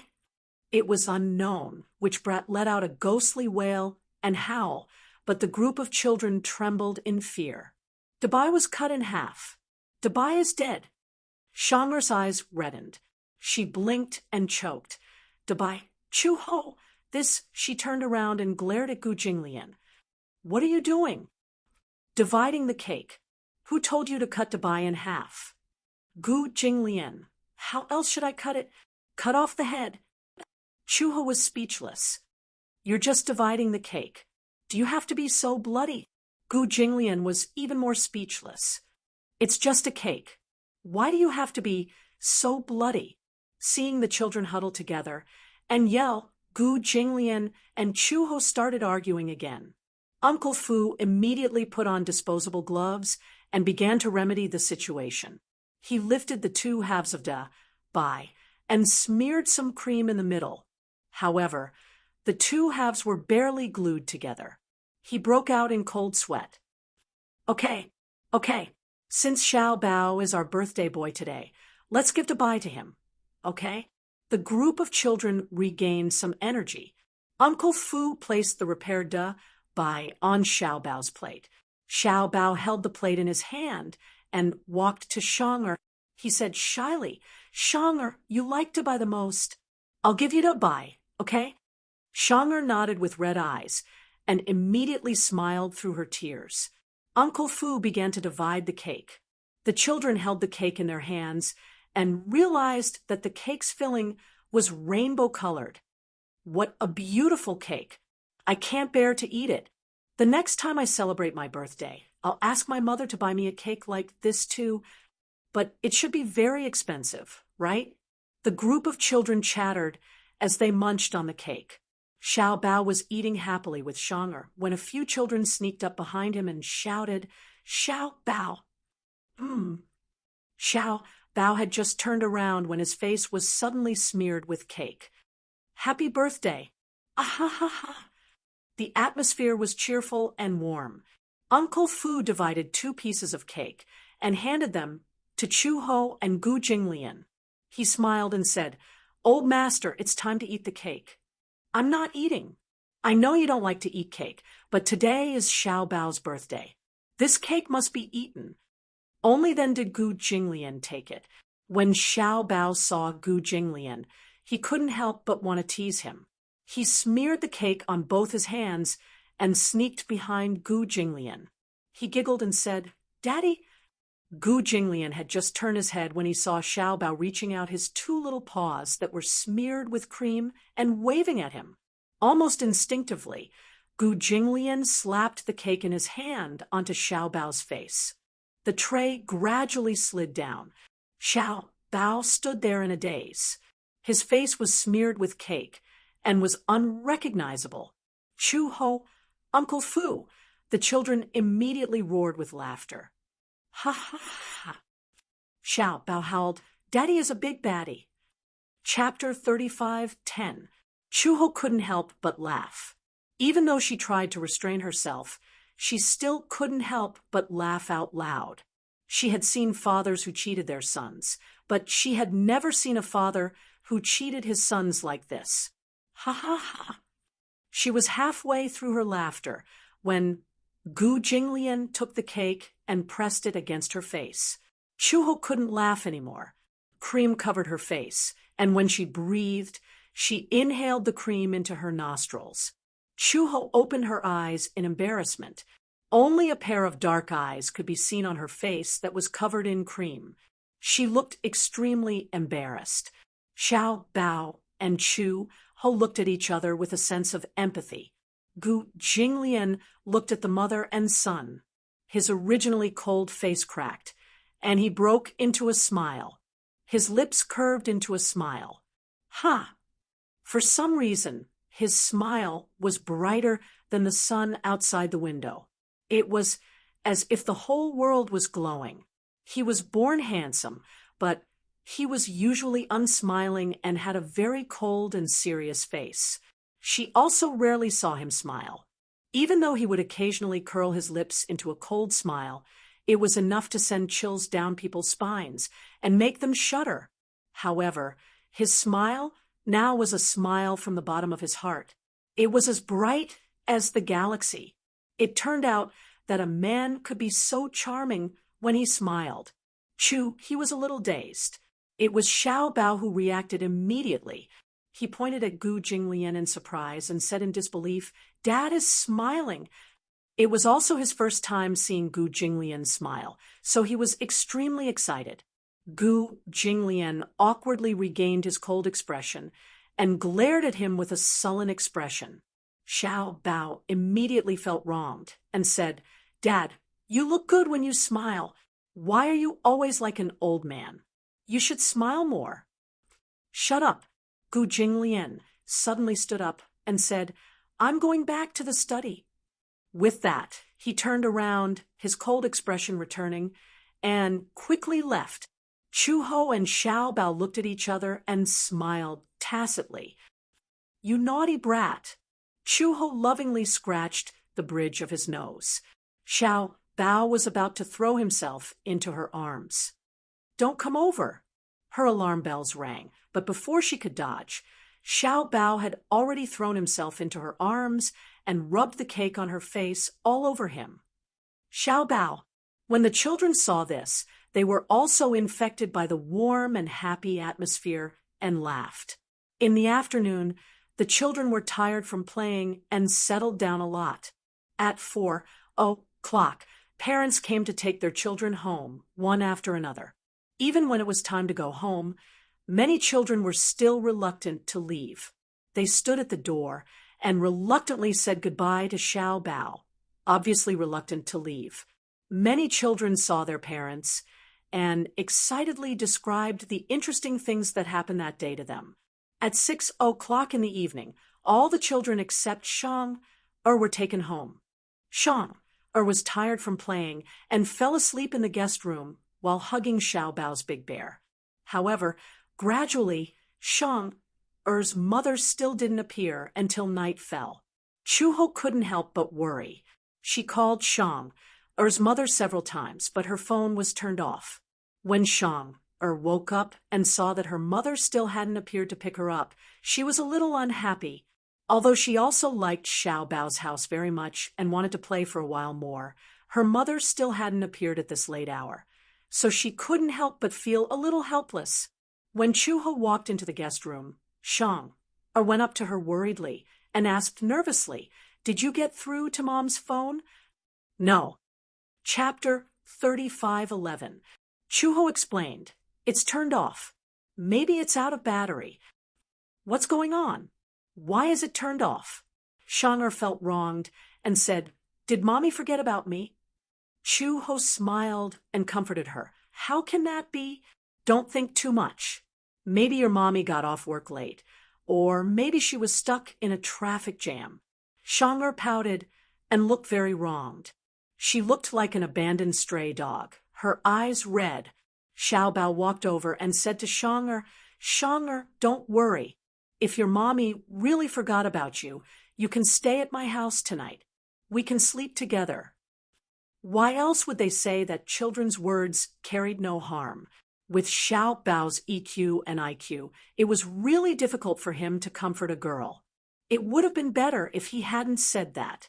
Now that he said that, Shang really thought that she had been abandoned. Her eyes, which were originally red, were forced to cry. "Boo-hoo! Shang wants to go home," Shang said as she walked towards the door. Chu Ho glared at Xiao Bao in disappointment and poked his head. "Do you know how to coax girls?" Xiao Bao was speechless. Chuho said, "You'll only scare Shang'er if you say that." The child was so young. If Shang'er's mommy didn't come to pick her up, the child would only think that her mommy didn't want her anymore. She wouldn't think of anything else. After all, a child's thoughts were simple and more intuitive. "Mommy," Shang'er ran to the door and stood there, craning her neck to look around. However, the door was cold and cheerless. She looked around for a long time, but it was still in vain. Did Mommy really not want her anymore? Shang'er sniffled with tears in her eyes. Her two little hands were intertwined, looking extremely worried. Chuho saw her standing at the door with an anxious expression. He walked over, squatted beside her, and hugged her thin body. "Shang'er, don't worry. Maybe your mommy has something to do and is late. Boohoo, if it's really too late, sleep with Xiaobao tonight, okay? How is it possible that my mother didn't come to pick me up so late?" Jean fiddled with her fingers and said pitifully, "Does Mommy not want Jean anymore after you have a baby?" "Baby? Yes." Only then did Shang'er tell him about her worries in full detail. It turned out that Shang'er's mother was pregnant with her second child last month. One night, she pulled Shang'er in front of her and asked her a serious question. "Shang'er, didn't you always want a younger brother or sister?" Shang'er blinked her eyes in confusion. When she was young, she saw a pair of twins in her neighbor's house. The boy and the girl were always together, holding hands. Shang'er was very envious and unintentionally mentioned that if she had a younger sister or brother, she wouldn't be lonely. Thus, these words remained in his heart. Some time ago, Shang'er's mother suspected that she was pregnant and went to the hospital for a checkup. When she found out that she was more than 2 months pregnant, the whole family was very happy. When Shang'er heard that her mother was pregnant with a Xiaobao baby in her stomach, she was very happy. She said, "Sure, of course. If I have a younger brother or sister, Shang'er will definitely take good care of them." However, when she went to school and told the other children about it, she received a lot of complaints. "I hate my younger brother the most." Chapter 35:12. Xiaobao. Tears welled up in Shang'er's eyes. She placed her little hand on the glass of the window, and her eyes were misty. She kept hitting the window and said anxiously, "Let me out of the car. Let me out of the car." Her aunt looked at her and followed her gaze to the back of the car. She saw a little boy chasing after the car. She asked, "Shang'er, who is this?" "It's Xiaobao. It's Xiaobao." Shang'er kept crying and throwing tantrums. "Stop the car. Stop the car." Gradually, Xiaobao's figure disappeared from her sight. Shang'er watched as Xiaobao disappeared from her sight. Her eyes widened and tears kept flowing down her cheeks. Xiaobao watched as the car slowly left. He had used up all his energy, but his body was gradually losing strength. His body was on the verge of collapsing, and he fell limp to the ground. "Shang'er, Shang'er," Xiaobao clenched his little fists and said helplessly, "Don't go." Ever since Shang'er left, Xiaobao had been completely depressed. Even his appetite was not that good. He was depressed in school.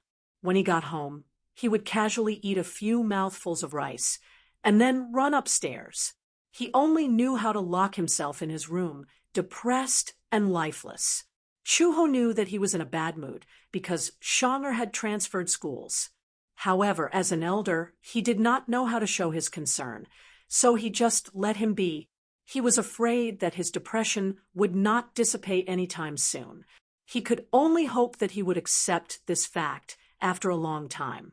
Gu Jinglian, on the other hand, did not know what to do with this child.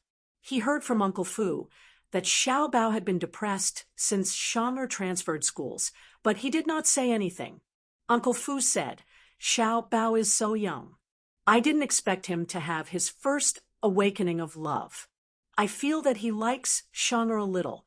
Now that Shanger is gone, he must be lonely. How could such a young child know anything about love? Gu Jinglian was speechless. I thought he had always been heartless. I didn't expect him to lock himself in his room all day over such a small matter.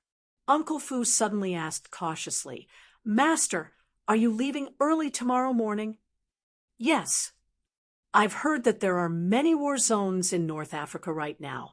Soldiers are fighting nonstop. You must be very careful when you go there this time." "Don't worry. The Gu family had a special pass. Even if they were to pass through the war zone, there would not be any mishaps. I'm not worried about those war zones. I'm just worried. When I'm not around, take good care of Xiaobao. Don't worry about anything else." After that, Gu Jinglian said, "I'm going to rest. Go and see if Xiaobao is asleep." "Yes." Uncle Fu left the room. As soon as he left, Chuho entered the room and saw him sitting in front of the desk, reading a pile of documents.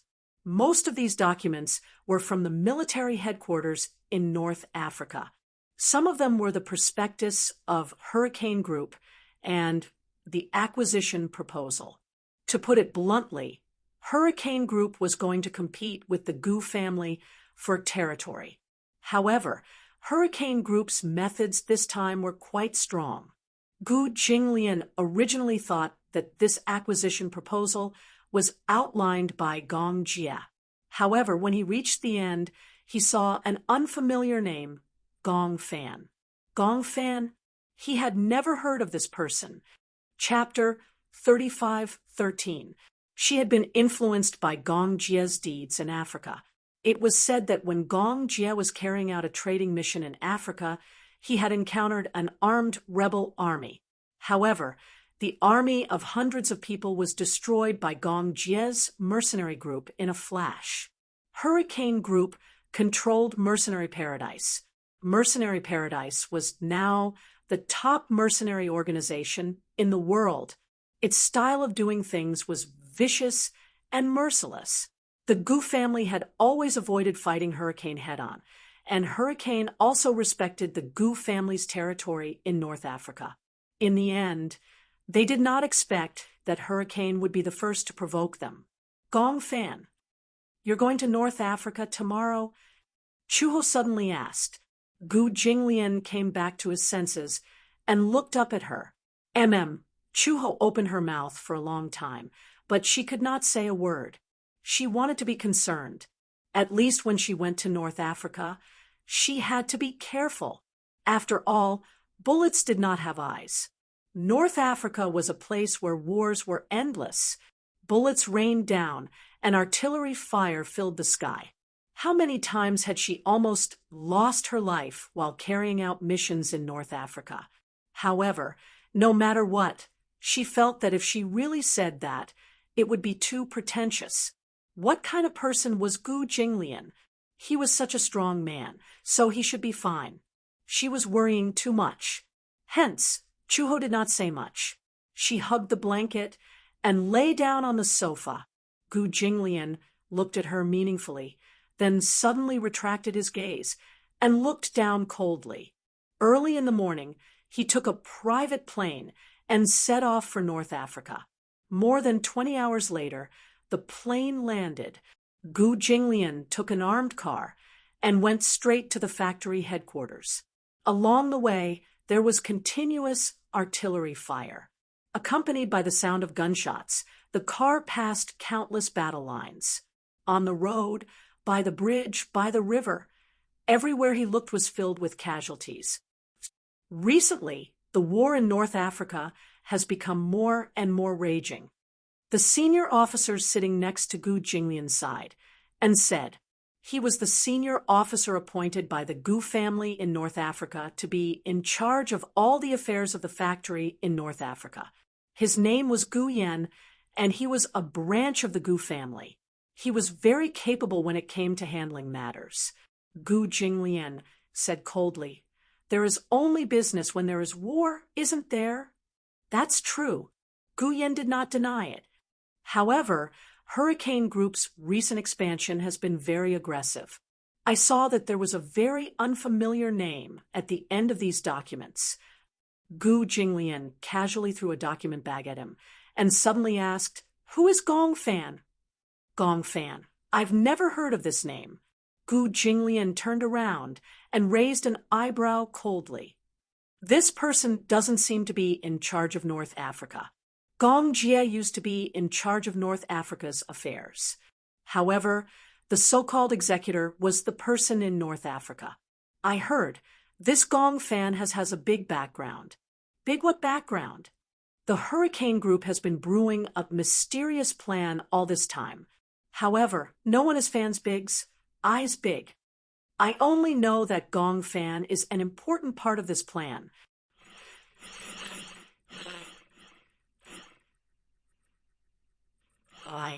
Gu Jinglian grunted and closed his eyes to rest.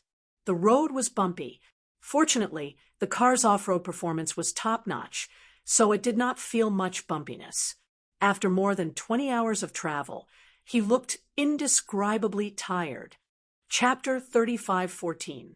What he wanted to say was that the Gu family would be doomed if they went head-on against Hurricane. This time, the Gu family's position in North Africa might not be able to withstand it. Hurricane had also set up many strategic fortresses in North Africa, as well as many as 12 large-scale military factories. At the same time, Hurricane was also the only private organization in North Africa that had the right to mine oil and natural gas. A black off-road vehicle, escorted by 12 fully armed tanks, drove into the heavily guarded military factory. The off-road vehicle stopped steadily in front of a warehouse. A few mercenaries rushed out of the car and surrounded it. One of the burly mercenaries looked around vigilantly. Even though they were in their own territory, they had to ensure their safety. He walked to the door, opened the door, and said respectfully in a deep voice, "Young master, we're here."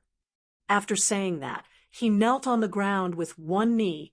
The off-road vehicle's chassis was very high. The Toyota Land Cruiser, after being modified by force, was more than 30 centimeters off the ground.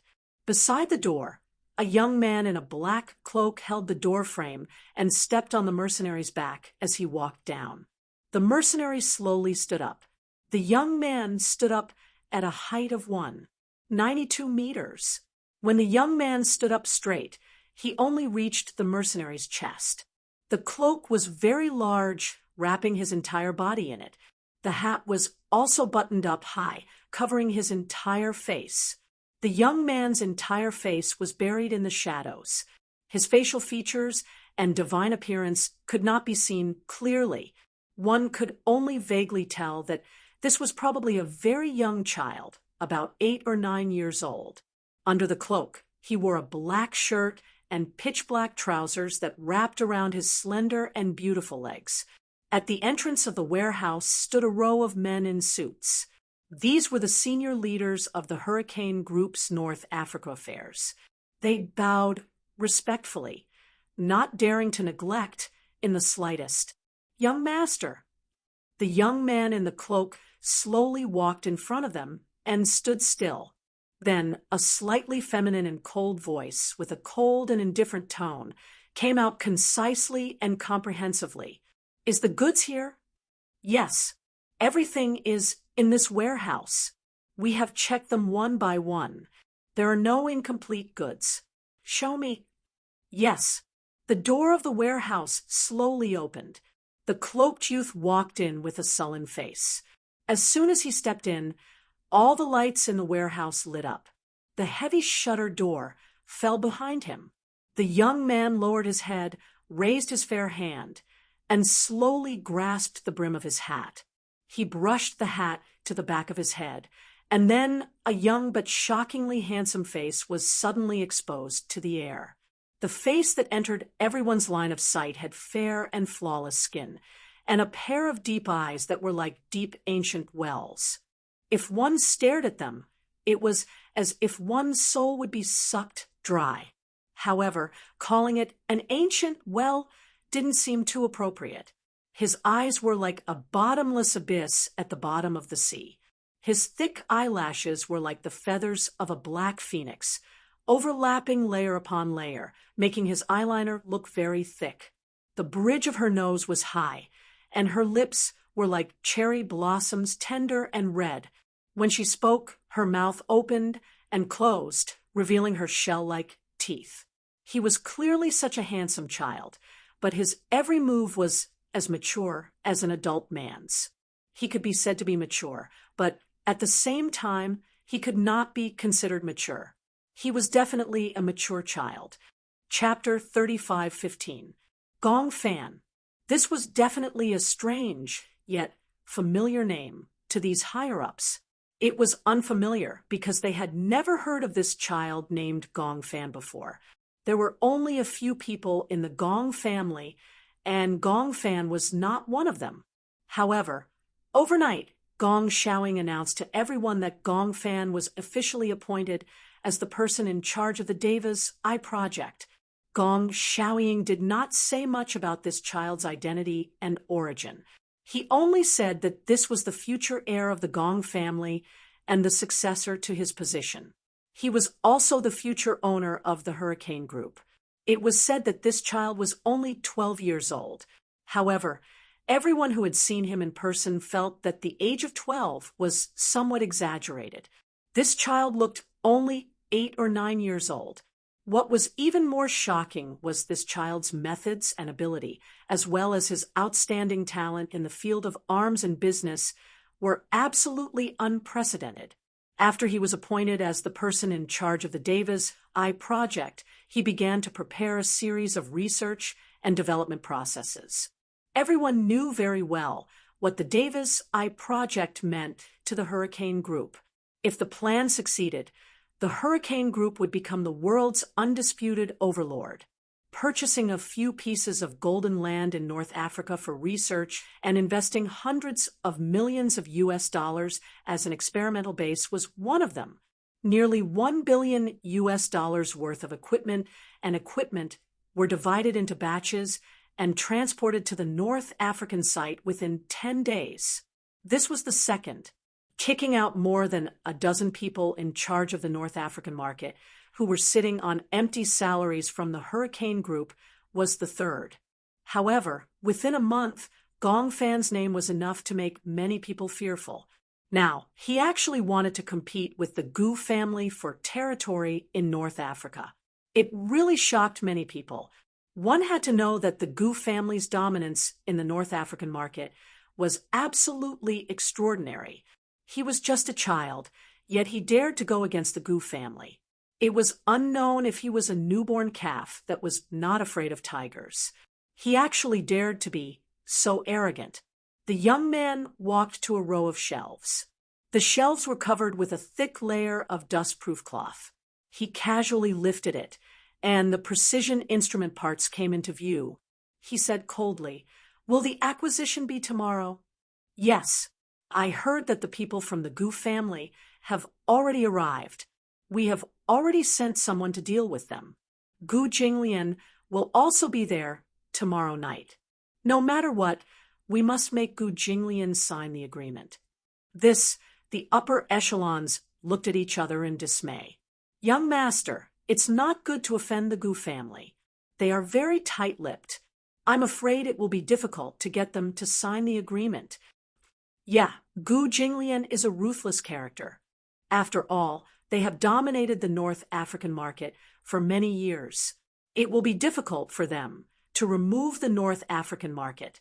The Gu family's military factories in North Africa have made a lot of profits. Almost 1/5 of the Gu family's income came from this military factory.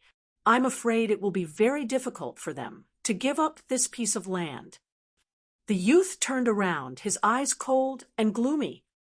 "I only look at the results, not the process. If they don't sign, they can forget about leaving North Africa alive." As soon as his voice fell, the crowd could not help but break out in cold sweat from the imposing aura emanating from the youth's body. The rumors were indeed true. Chapter 35:16. This young man was so young, but he was so vicious and merciless. How dare he say such arrogant words? Moreover, I don't want to snatch their market. I only want the land of the Gu family's first factory. This is a condition that cannot be compromised. The young man paused and walked to the side. His gaze landed on the cold equipment on the shelf, and he said calmly, either they close the factory and withdraw from the North African market, or they move the factory to another place. There is no third option. Yes, understood. Everyone bowed their heads, cold sweat dripping down their backs. The young man said, check the equipment and parts again. Don't miss anything. Understood. After the young man left, the higher-ups finally heaved a sigh of relief. The hotel was heavily guarded within a radius of a few miles. In the room, Gong Fan sat on the sofa, holding a file in his hands. His slender and fair fingers flipped through the pages. His eyes scanned through 10 lines at a glance. In his mind, the data was like a gear, calculating rapidly. Lisa brought the black tea to the side table and asked carefully, Master, when are you going to rest? Shoo! Gong Fan put a finger to his lips, indicating for her to keep quiet. Lisa understood and immediately retreated to the side. She walked to the side and hung his coat in the wardrobe. Suddenly, she heard a cough. Only then did she remember that it was already past 8 o'clock and it was time to take his medicine. Thus, she took the medicine box from the wardrobe and arranged the medicine that he should take one by one. She placed them on a small tray, poured some purified water, and handed it to him. Master, it's time to take your medicine. Gong Fan looked up. A trace of fatigue appeared on his slightly pale face. His gaze was fixed on the colorful pills, and his brows furrowed slightly. Lisa immediately took out the candied fruits from her bag, opened the lid, shook a few out, and handed them to him. Only then did Gong Fan take the pills and put them into his mouth. He swallowed them with the purified water and immediately ate a few candied fruits. He was afraid of bitterness. As long as it was slightly bitter medicine, he would only take it with the candied fruits. It's getting late. It's time to rest. Gong Fan nodded, put the file aside, and slowly stood up. When he passed by the balcony, he looked out through the floor-to-ceiling window. He could vaguely see flames and smoke thousands of meters away. The hotel was only a few thousand meters away from the battlefield. However, this was the headquarters of the Hurricane Group. Most of the Chinese factories were located here, separated by a bridge. A boundary of peace and war was formed.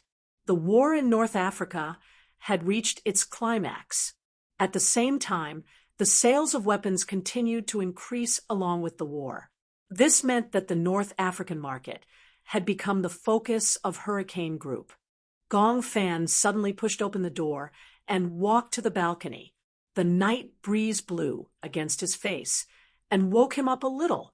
Lisa followed closely behind him, only to hear him say faintly, "Listen, what a beautiful sound." Gong Fan closed his eyes and listened to the sound of gunfire coming from not far away. His thin lips curved slightly and his handsome eyebrows raised slightly. Just a few months ago, Gong Xiaoying announced that Gong Fan would be the person in charge of the Heaven's Eye project. Everyone was unfamiliar with this name that had suddenly appeared out of nowhere, especially Gong Jia. He did not know who this successor who had appeared out of nowhere was. Chapter 35:17. This name was almost the top secret of the Hurricane Group. No one could find out about it. They only knew that this name represented the highest authority. Gong Jia was the chief commander of the Hurricane Group. Before this, other than Gong Xiaoying, everyone obeyed his orders. However, Gong Fan's appearance broke this monopoly. Although Gong Jia was still the chief commander on the surface, the situation in the Hurricane Group had suddenly changed. Gong Fan, a name that had never been heard of before, had almost become the person with the highest authority. And Gong Jia did not expect that this child called Gong Fan was Yu. War, since ancient times, has always been an unsolvable proposition. Gong Fan opened his eyes slightly, and a cold voice slowly came out from his thin lips. Gong Jia actually wanted to use the sky I plan to achieve the goal of peace. Utterly stupid. Lisa frowned, but a strange expression appeared on her face. When the sky I plan was first established, it was only a bold idea of Yu. The so-called sky I plan was to use quantum technology to lock down the sky, control absolute air supremacy, and seal off the world's information. When that day came, even if they wanted to start a war, they could forcefully stop it. When this plan was proposed, everyone in the Hurricane Group had their own ulterior motives. World peace. No war. It was met with opposition from almost everyone. One had to know that the Hurricane Group was born from war. If there was no war in this world, then there would be no Hurricane Group, an overlord group that relied on selling firearms to survive in this world. If there was really no war in this world, then how would the Hurricane Group survive if they lost the firearms business? Where would they sell so many weapons? What was even more unbelievable was that Yu actually had a very positive attitude towards this plan. Locking down the sky and controlling absolute air supremacy would inevitably mean that they would become an overlord that surpassed all countries. As the saying went, it was lonely at the top. Since ancient times, no dynasty had been able to preserve 1,000 years of history. This was because human ambition had always been endless. This was almost a biological instinct. In the animal world, the weak were prey to the strong. Similarly, the human world was the same. Everyone wanted to be the winner, from the petty infighting in the workplace to the disputes of interests between countries. No one had ever been able to retreat from the whirlpool of interests. This was the only law that existed in the world. Whether it was passive or active, humans learned to fight for something from the moment they gained consciousness, power, wealth, ambition, desire, and even women. Those at the top wanted to secure their throne, while those at the bottom wanted to climb up by any means necessary. There had never been a person, a country, or a period of history that could maintain its position as the overlord for more than 1,000 years. World peace. This was the biggest joke of the century. War would only end when people's ambitions withered away. Similarly, civilized society would also regress for hundreds of years, stagnating. However, compared to Yu's ambition, Gong Fan's ambition was even greater. The night breeze blew gently. I want this world's war to be born because of me, and to die because of me. Chapter 35:18. If she had to use a word to describe it, Yu was warmth. Gong Fan, on the other hand, represented destruction. Lisa could still remember when Yu first joined Hurricane. He had vowed, "Only when I'm strong enough can I protect the people I want to protect." However, when that pure and warm Yu was sealed away forever, he returned as a youth who was so cold that he did not seem to be made of flesh and blood. Only when I'm strong enough can I prevent my fate from being dictated by others. Gong Fan, who had returned, was like a terrifyingly ambitious schemer. "Master." Lisa looked up with a conflicted expression and mustered up her courage to ask, "Do you still remember Yun Tianyu?" In her memory, it was Yun Tianyu's warm smile when he smiled at her. However, when their gazes met, the Yu reflected in her eyes had become so cold. Gong Fan turned around expressionlessly and raised a brow. "Who is Yun Tianyu? Should I know him? Have you forgotten? You don't remember at all?" Gong Fan's voice was as cold as ice. "There's no such name in my memory. Therefore, he should be an insignificant person who was not worth keeping memories of." Lisa weakly smiled. "If you don't remember, then forget it." She paused for a moment before saying, "It's cold. Let's go back to the room." Gong Fan entered the room. Lisa closed the balcony door and looked at his back thoughtfully. The next night, in the hotel's conference hall, when Gu Jinglian arrived, it was already 7 in the evening. On his way here, he passed by the war zone and was delayed for some time. When he reached the conference hall, it was filled with people in black suits. These were the Hurricane Group's North African market executives.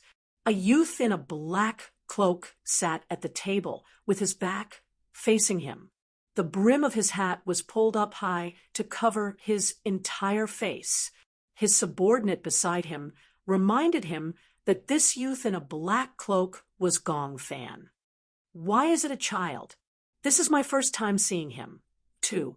I didn't expect it to be such a young child.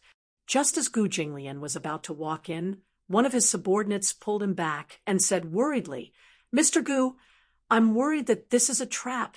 It was said that there were very few people who had seen Gong Fan's face. Most of the people who had seen him in person no longer existed. One could imagine how ruthless this child was.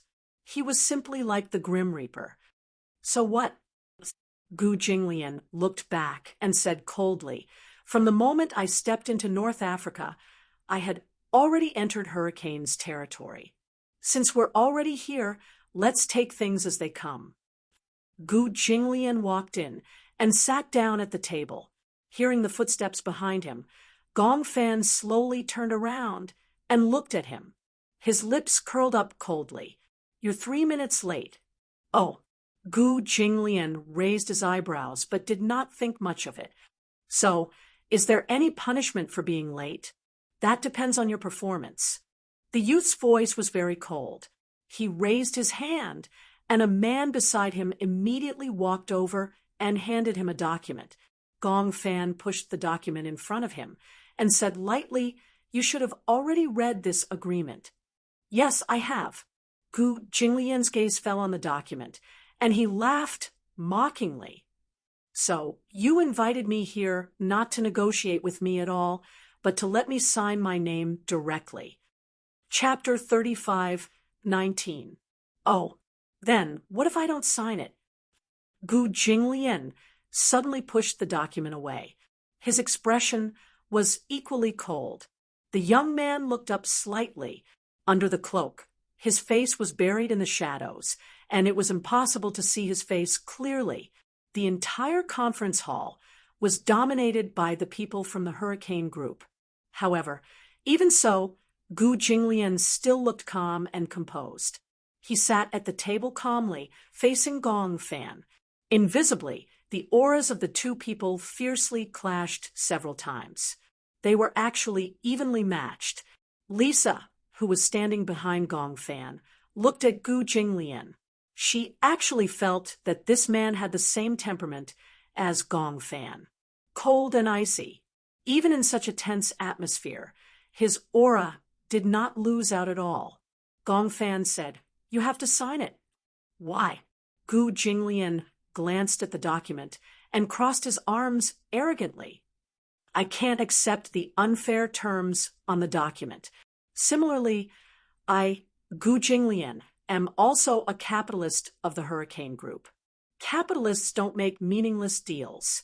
It's your business if you want this piece of land. If I don't give it to you, it's my attitude." Gong Fan suddenly sneered and said slowly, "The terms on this document can't be said to be unfair to you." "What do you mean?" The young man said coldly, "There are many ways to deal with real inequality. Similarly, there are many ways for me to get that piece of land. I can buy it." Similarly, pausing, his upper body slightly leaned forward. Beneath his cloak, a pair of deep eyes stared at him without blinking. He enunciated each word clearly. "I can also raise your military factory to the ground in a single night.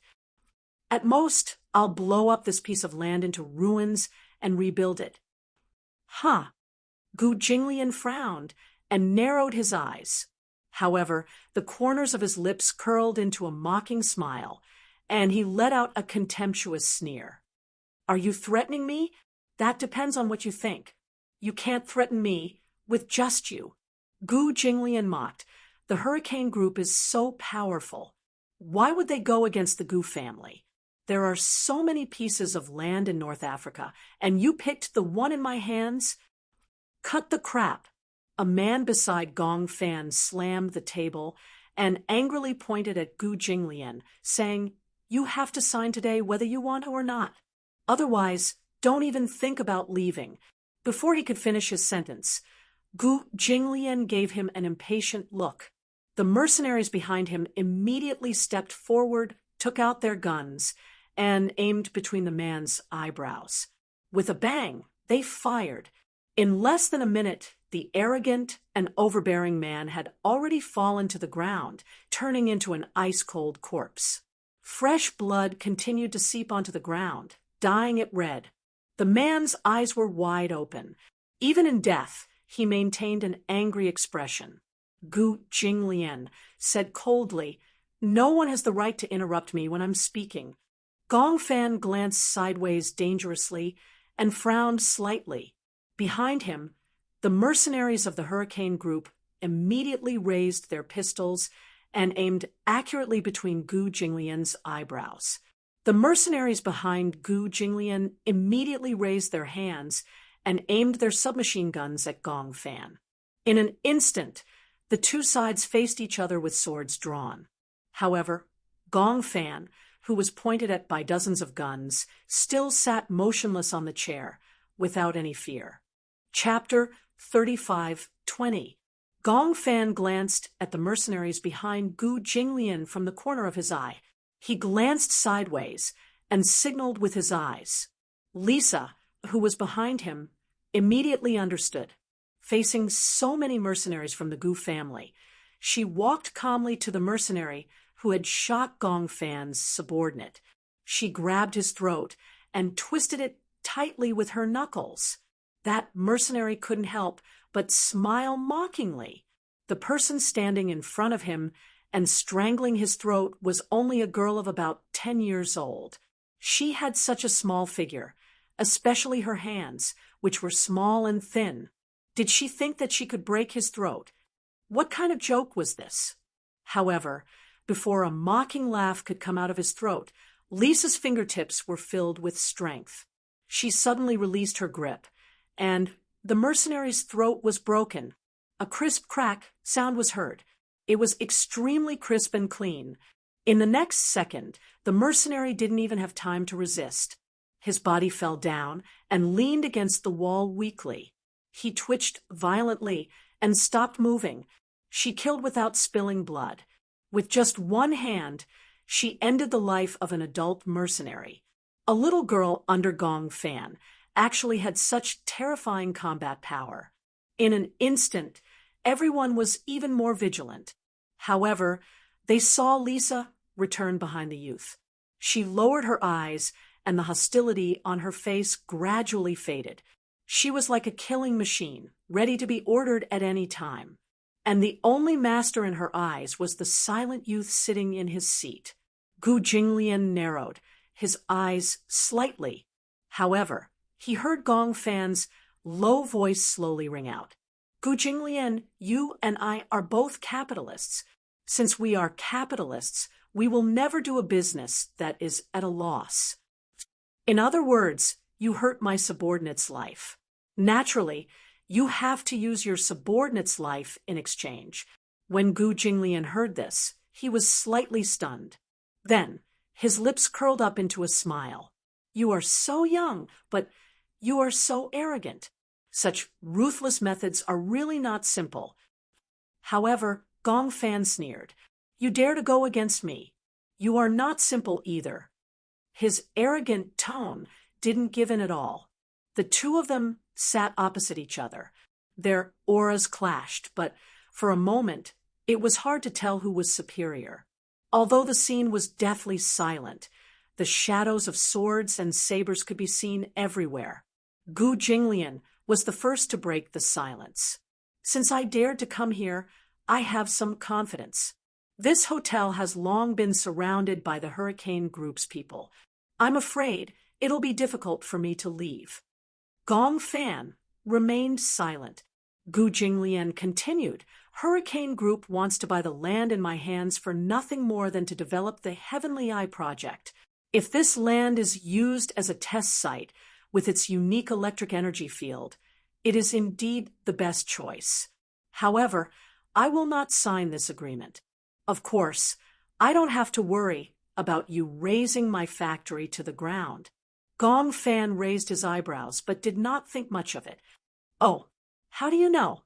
Gu Jinglian inched closer to him and gave him a devilish smile. He enunciated each word clearly. Because there are thousands of fuses buried under this ground. Once one is touched, it will instantly detonate the explosives buried underground. When that happens, it will be like dominoes. Everything within a radius of a few hundred miles will be devastated. After a pause, he said meaningfully, "You can try blowing one up." Gong Fan's usually cold and dead face finally revealed a slightly stunned expression. He didn't expect Gu Jinglian to be so generous as to bury so many explosives underground. Chapter 35:21. Gu Jinglian said casually, "Even if you spend a lot of effort to rebuild it, this explosion will definitely destroy the electromagnetic field here. In that case, this piece of land will be completely destroyed." Even though this was not a big deal to the rich and powerful Hurricane, this was the only place in the entire world where the electromagnetic field was unique. Other than here, there is no other magnetic field station. Gong Fan narrowed his dark eyes slightly, and his body overflowed with hostility. The air seemed to freeze because of this, and it was suffocating. "How much explosives did you bury?" Gu Jinglian smiled leisurely. "It's enough to blow up an entire Atlanta island." "Impossible. The power of explosives alone would never produce such a strong explosive force." "It's impossible, but you seem to have neglected that other than explosives, there is abundant natural gas underground." A year ago, Gu Jinglian had already expected this. At that time, Hurricane had already set their eyes on this piece of land. After exploration, the rich natural gas and oil underground became the target of many capitalists. Therefore, he buried tons of explosives in advance. Explosives were not scary. What was scary was the natural gas. When it encountered explosives or open flames, there would be no life within a radius of hundreds of miles. In just a moment, the initiative of the situation had been overturned. Gu Jinglian had the absolute right to speak. In other words, it was either you don't covet this piece of land of mine, or you can openly snatch it or raze it to the ground. At worst, we'll die together. The Gu family would only lose a piece of land, but the Hurricane family would lose the only electromagnetic field station in the world. It had to be said that Gu Jinglian was very shrewd. He knew how to grasp the pros and cons. He hit the nail on the head and took the initiative from the passive side. When Gong Fan heard this, he was silent for a long time. Then he suddenly curled his lips and let out a cold laugh. "Rumor has it that the head of the Gu family is young but ruthless. Today, I have experienced it." Gong Fan paused, but his eyebrows were slightly furrowed. "However, it is said that you have a 7-year-old son named Gu Qingza." Before he finished speaking, Gu Jinglian's face suddenly froze. "Other than that, you also have a wife named Chu Ho." However, Chu Ho's background was not as simple as the information stated. She should be the former Interpol's top anti-crime inspector. Who would have thought that she would be married to the capital's #1 heiress? How ironic! Gu Jinglian's eyes flashed with a cold light. Gong Fan observed his reaction seriously and immediately became interested. "What? You seem to care a lot about them?" Gu Jinglian did not say a word, but his eyes were cold and vigilant. "Gu Jinglian, I'm surprised that someone of your status would get married and have a child." Gu Jinglian remained silent. "Rumor has it that the head of the Gu clan is heartless and cold." Gong Fan leaned slightly against the back of the chair and said lightly, With your status, if you have a weakness, it will inevitably be a hindrance. Do you need me to get rid of them for you? Gu Jinglian immediately said coldly, How dare you? Gong Fan said casually, I'm just being kind. I don't want these two extra people to drag you down. With your status, if you have concerns, it means that you have a weakness. Such a weakness will definitely become a stumbling block for you. Chapter 35:22. After a pause, Gong Fan rested his chin on his hand lazily and enjoyed Gu Jinglian's livid expression. He said slowly, Look, if I use your wife and son's lives to threaten you to sign this agreement, will you sign it or refuse to sign it? His tone seemed calm, but it was full of threat. Gu Jinglian glared at him. His hands on the table gradually clenched into fists. He clenched his fists tightly and revealed his sharpness. Behind Gong Fan, the sound of a gun being loaded gradually came. If he dared to make any moves, he would definitely be shot to death on the spot. You're threatening me? That depends on whether you're willing to accept my threat. Even if he had to fight to the death, Gong Fan was determined to take down this experimental base station. The success of the Deva I plan depended on whether this piece of land could be successfully acquired. Therefore, to Gong Fan, this agreement was no ordinary agreement. Gu Jinglian suddenly let out a cold laugh. Why should I believe you? If I sign this agreement, will you let my wife and son go? Compared to the Gu family, the Hurricane Group's methods were even more ruthless and scrupulous. So what if he signed this agreement? Since Gong Fan had investigated Gu Qingze and Chu Ho's information and even knew their movements, he could pose a threat to them at any time. Let's not talk about the distant, but the near. Now, even if he signed the agreement, he might not be able to leave alive. Before this negotiation, Gu Jinglian and Gong Fan each had a chance of winning. They were very conceited that they could win this battle. However, they each miscalculated. Gong Fan did not expect that Gu Jinglian would bury so many explosives under this piece of land. And Gu Jinglian did not expect that in such a short period of time, Gong Fan had already investigated Chu Ho and Gu Qingze's identities and backgrounds. In the face of the powerful Hurricane Group, the Gu family's last bargaining chip was not very persuasive. Gu Jinglian slowly closed his eyes. It was lonely at the top. With his status, falling in love was tantamount to touching the door of death. Wandering in such a bloody storm, what one feared the most was having one's weakness grasped by others. This inch of weakness was enough to be fatal. Therefore, he had always maintained a distant relationship with women. Even though he had had women before, without exception, he had never fallen in love. He knew very well that if he were to fall in love with her, it would undoubtedly expose his Achilles heel. Despicable. Yes, I'm despicable. Gong Fan sneered. Could it be that this is the first time you've seen Hurricane's way of doing things? I've never claimed to be a gentleman. I'll do whatever it takes to achieve my goals. That's my style of doing things. His gaze fell on the agreement again, and he said casually, Sign it. Don't worry, I don't like to shoot from the back. If you sign him, I'll let you leave North Africa safely. Gu Jinglian was so angry that he laughed and gritted his teeth. Then how should I thank you? He took the agreement and held the pen in his hand. Looking at the column of the agreement, he said, Permanently cede the ownership of 500 mu of land in Mu Feilu. His eyes were almost overflowing with scarlet. What? I can't accept it. Gong Fan raised his eyebrows casually. Look, what an angry expression. But I like it. Chapter 35:23. Lisa stood behind Gong Fan. Every word that came out of his mouth did not sound like something a person of flesh and blood would say.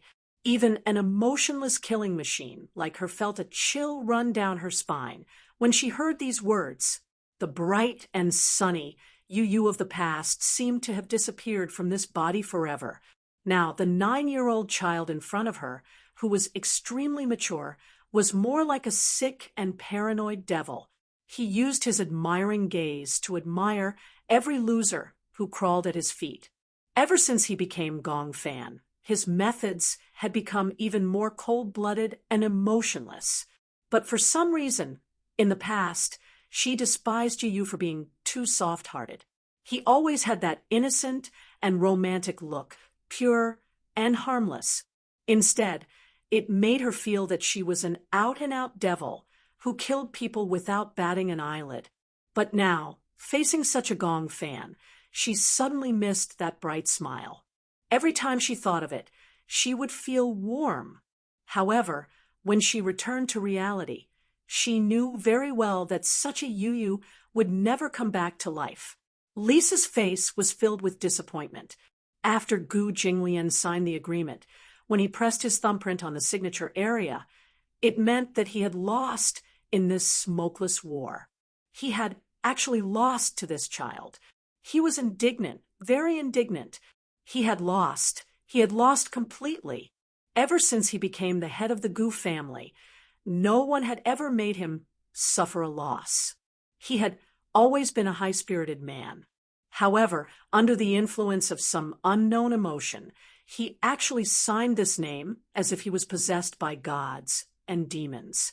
He could have resisted signing it, but Gong Fan had used Gu Qingze and Chu Ho to threaten him. He could not ignore it. Perhaps, as he had said, he did not know when he had developed a concern in his heart. This concern had become his most fatal weakness at the same time. After Gu Jinglian signed the agreement, someone came over to take it away and handed it to Gong Fan for him to look through. Outside the window, the evening wind suddenly blew, and the hat on his head fell. The cloak and hat fell off his shoulders, revealing the youth's delicate and handsome face. On his fair face, his eyes were cold, and the indifference between his eyebrows seemed to be covered with a layer of ice. The moment Gu Jinglian saw his face, he was slightly stunned. This face was extremely familiar. Yun Tianyu. He still remembered that when Xingyu Financial Group held a press conference, Mu Yaja, who was already the chairman of Xingyu, had gathered more than 100 media reporters and announced Yun Tianyu's identity on the spot. Gu Jinglian also happened to see this news. In the camera, Yun Tianyu stood beside Mu Yaja with an obedient smile on his face. He looked like a well-mannered little gentleman. However, the two children's faces. Yun Tianyu. Comes. How troublesome. The mercenaries behind Gu Jinglian immediately stepped forward and fired. In an instant, smoke filled the air. The row of mercenaries behind him were all shot and fell into a pool of blood, their hearts beating out of them. Gong Xiaoying had ordered that anyone who had seen Gong Fan's face should not be allowed to live. Chapter 35:24. Seeing that none of his subordinates survived, in less than half a minute, Gu Jinglian's face was filled with shock. Dark clouds and anger gathered between his brows. One of the mercenaries walked in front of Gu Jinglian and raised his wrist. The Desert Eagle in his hand was aimed at Gu Jinglian's temple. He turned his head to look at Gong Fan. As long as he gave the order, he would immediately pull the trigger. "Master, how should we deal with this person?" Gong Fan raised his eyes coldly and said expressionlessly, "I said before, let him leave safely." When the mercenary heard this, he immediately put away the Desert Eagle and returned behind Gong Fan. Gong Fan said, "Let's go." Gu Jinglian was extremely surprised. He actually let him go and let him leave. Gu Jinglian pursed his lips and looked at him with disdain. "Don't play this trick. Don't tell me that if I turn around, someone will point a gun at me." Gong Fan said calmly, "No one will shoot." Gu Jinglian was speechless. "I will do what I say. This is also one of the principles of a capitalist." Gu Jinglian raised his eyebrows and suddenly stood up. He said word by word, "You said it." After saying that, he suddenly turned around and walked towards the door. Behind him, one of the mercenaries saw that Gong Fan really let Gu Jinglian go. He gritted his teeth and reached for his waist belt.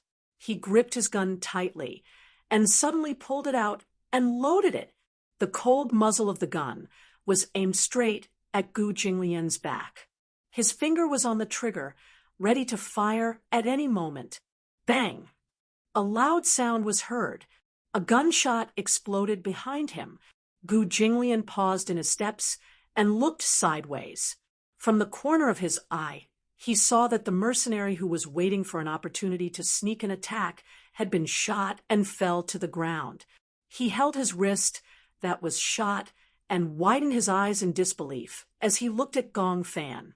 "Master, if you let the tiger return to the mountain, it will definitely become a threat in the future." Gong Fan leaned lazily against the back of the chair. His fingertips tapped on the table casually, and his expression was obviously a little impatient. "I don't need you to teach me what to do. He's Gu Jinglian, and the Gu family is a big business. If he's allowed to leave North Africa, the consequences will be unimaginable." "Shut up," Gong Fan said coldly. "If you continue talking nonsense, you can go and die." The mercenary was so shocked that he shut his mouth, not daring to say anything else. Gu Jinglian left without looking back. Gong Fan slowly stood up, put on his hat, and walked towards the door. Lisa immediately followed. In the car, the two of them sat in silence. Lisa turned to look at the side of Gong Fan's face and clenched her fists tightly. When she thought of his cold words and actions at the negotiation table earlier, she hesitated for a moment. She suddenly tried to say a name. Yun Shirshir. Gong Fan's expression did not change at all. He turned around and frowned slightly. It was obvious that he felt unfamiliar and puzzled by the name that came out of her mouth. "What? Master, do you still remember this name?" Yun Shirshir. Gong Fan frowned and pondered for a moment. Then he asked coldly, "Should I remember this name?" Lisa was stunned. For a moment, she did not know how to respond. Gong Fan asked again, "Who is she?" "She is—" Lisa hesitated. When she saw that Gong Fan had really forgotten any memory of Yun Shirshir, for some reason, her heart ached. Gong Fan said coldly, "If it's a meaningless person, I naturally won't have any impression of her." After saying that, he looked out of the window again. Chapter 35:25. At the Gu residence, Chu Ho was lying flat on the bed, with her arms under her head. She looked at the night sky outside the window, her thoughts in a mess. For some reason, her eyelids were twitching violently. After Gu Jinglian left, she had insomnia for 2 nights. She would toss and turn in bed until the wee hours of the morning before she could fall asleep. When she woke up the next day, she would go to work early and return home exhausted. At night, she would have insomnia for no reason. It was the same for 2 consecutive days, and she was exhausted. For some reason, she had an ominous feeling in her heart. Gu Jinglian went to North Africa. The next day, the news reported that the war in North Africa was gradually expanding, and the peacekeeping forces were about to intervene. Ever since the war started, North Africa had been divided into 3 regions.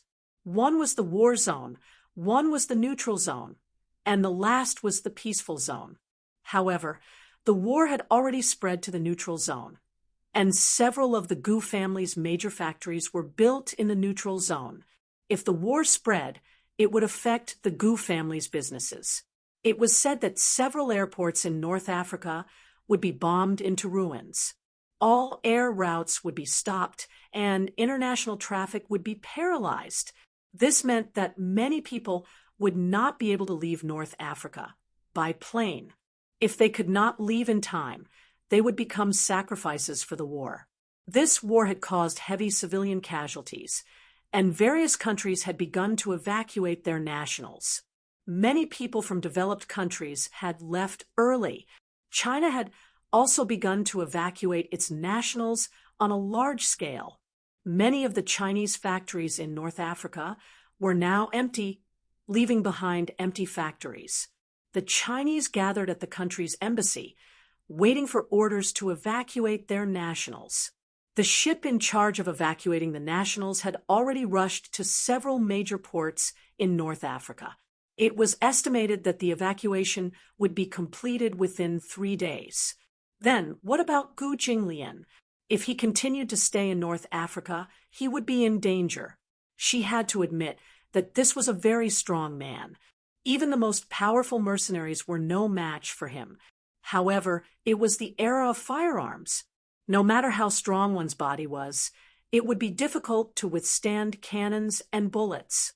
Chu Ho asked Uncle Fu about Gu Jinglian, but Uncle Fu replied that communications were cut off and they could not contact the person in charge of the factory. There was no news. This meant that Gu Jinglian's life was in danger.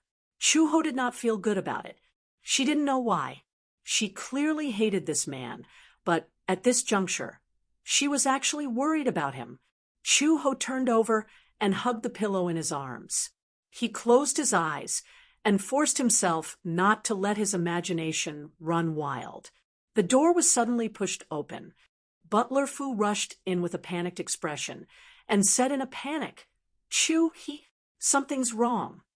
Chu Ho suddenly sat up from the bed in shock and stared at him in a daze. When he met Uncle Fu's panicked gaze, the uneasiness in his heart suddenly expanded to its maximum. What? I've received news that the Gu family's business in North Africa has been taken over by hurricane. All the employees who stayed behind in the factory have been expelled.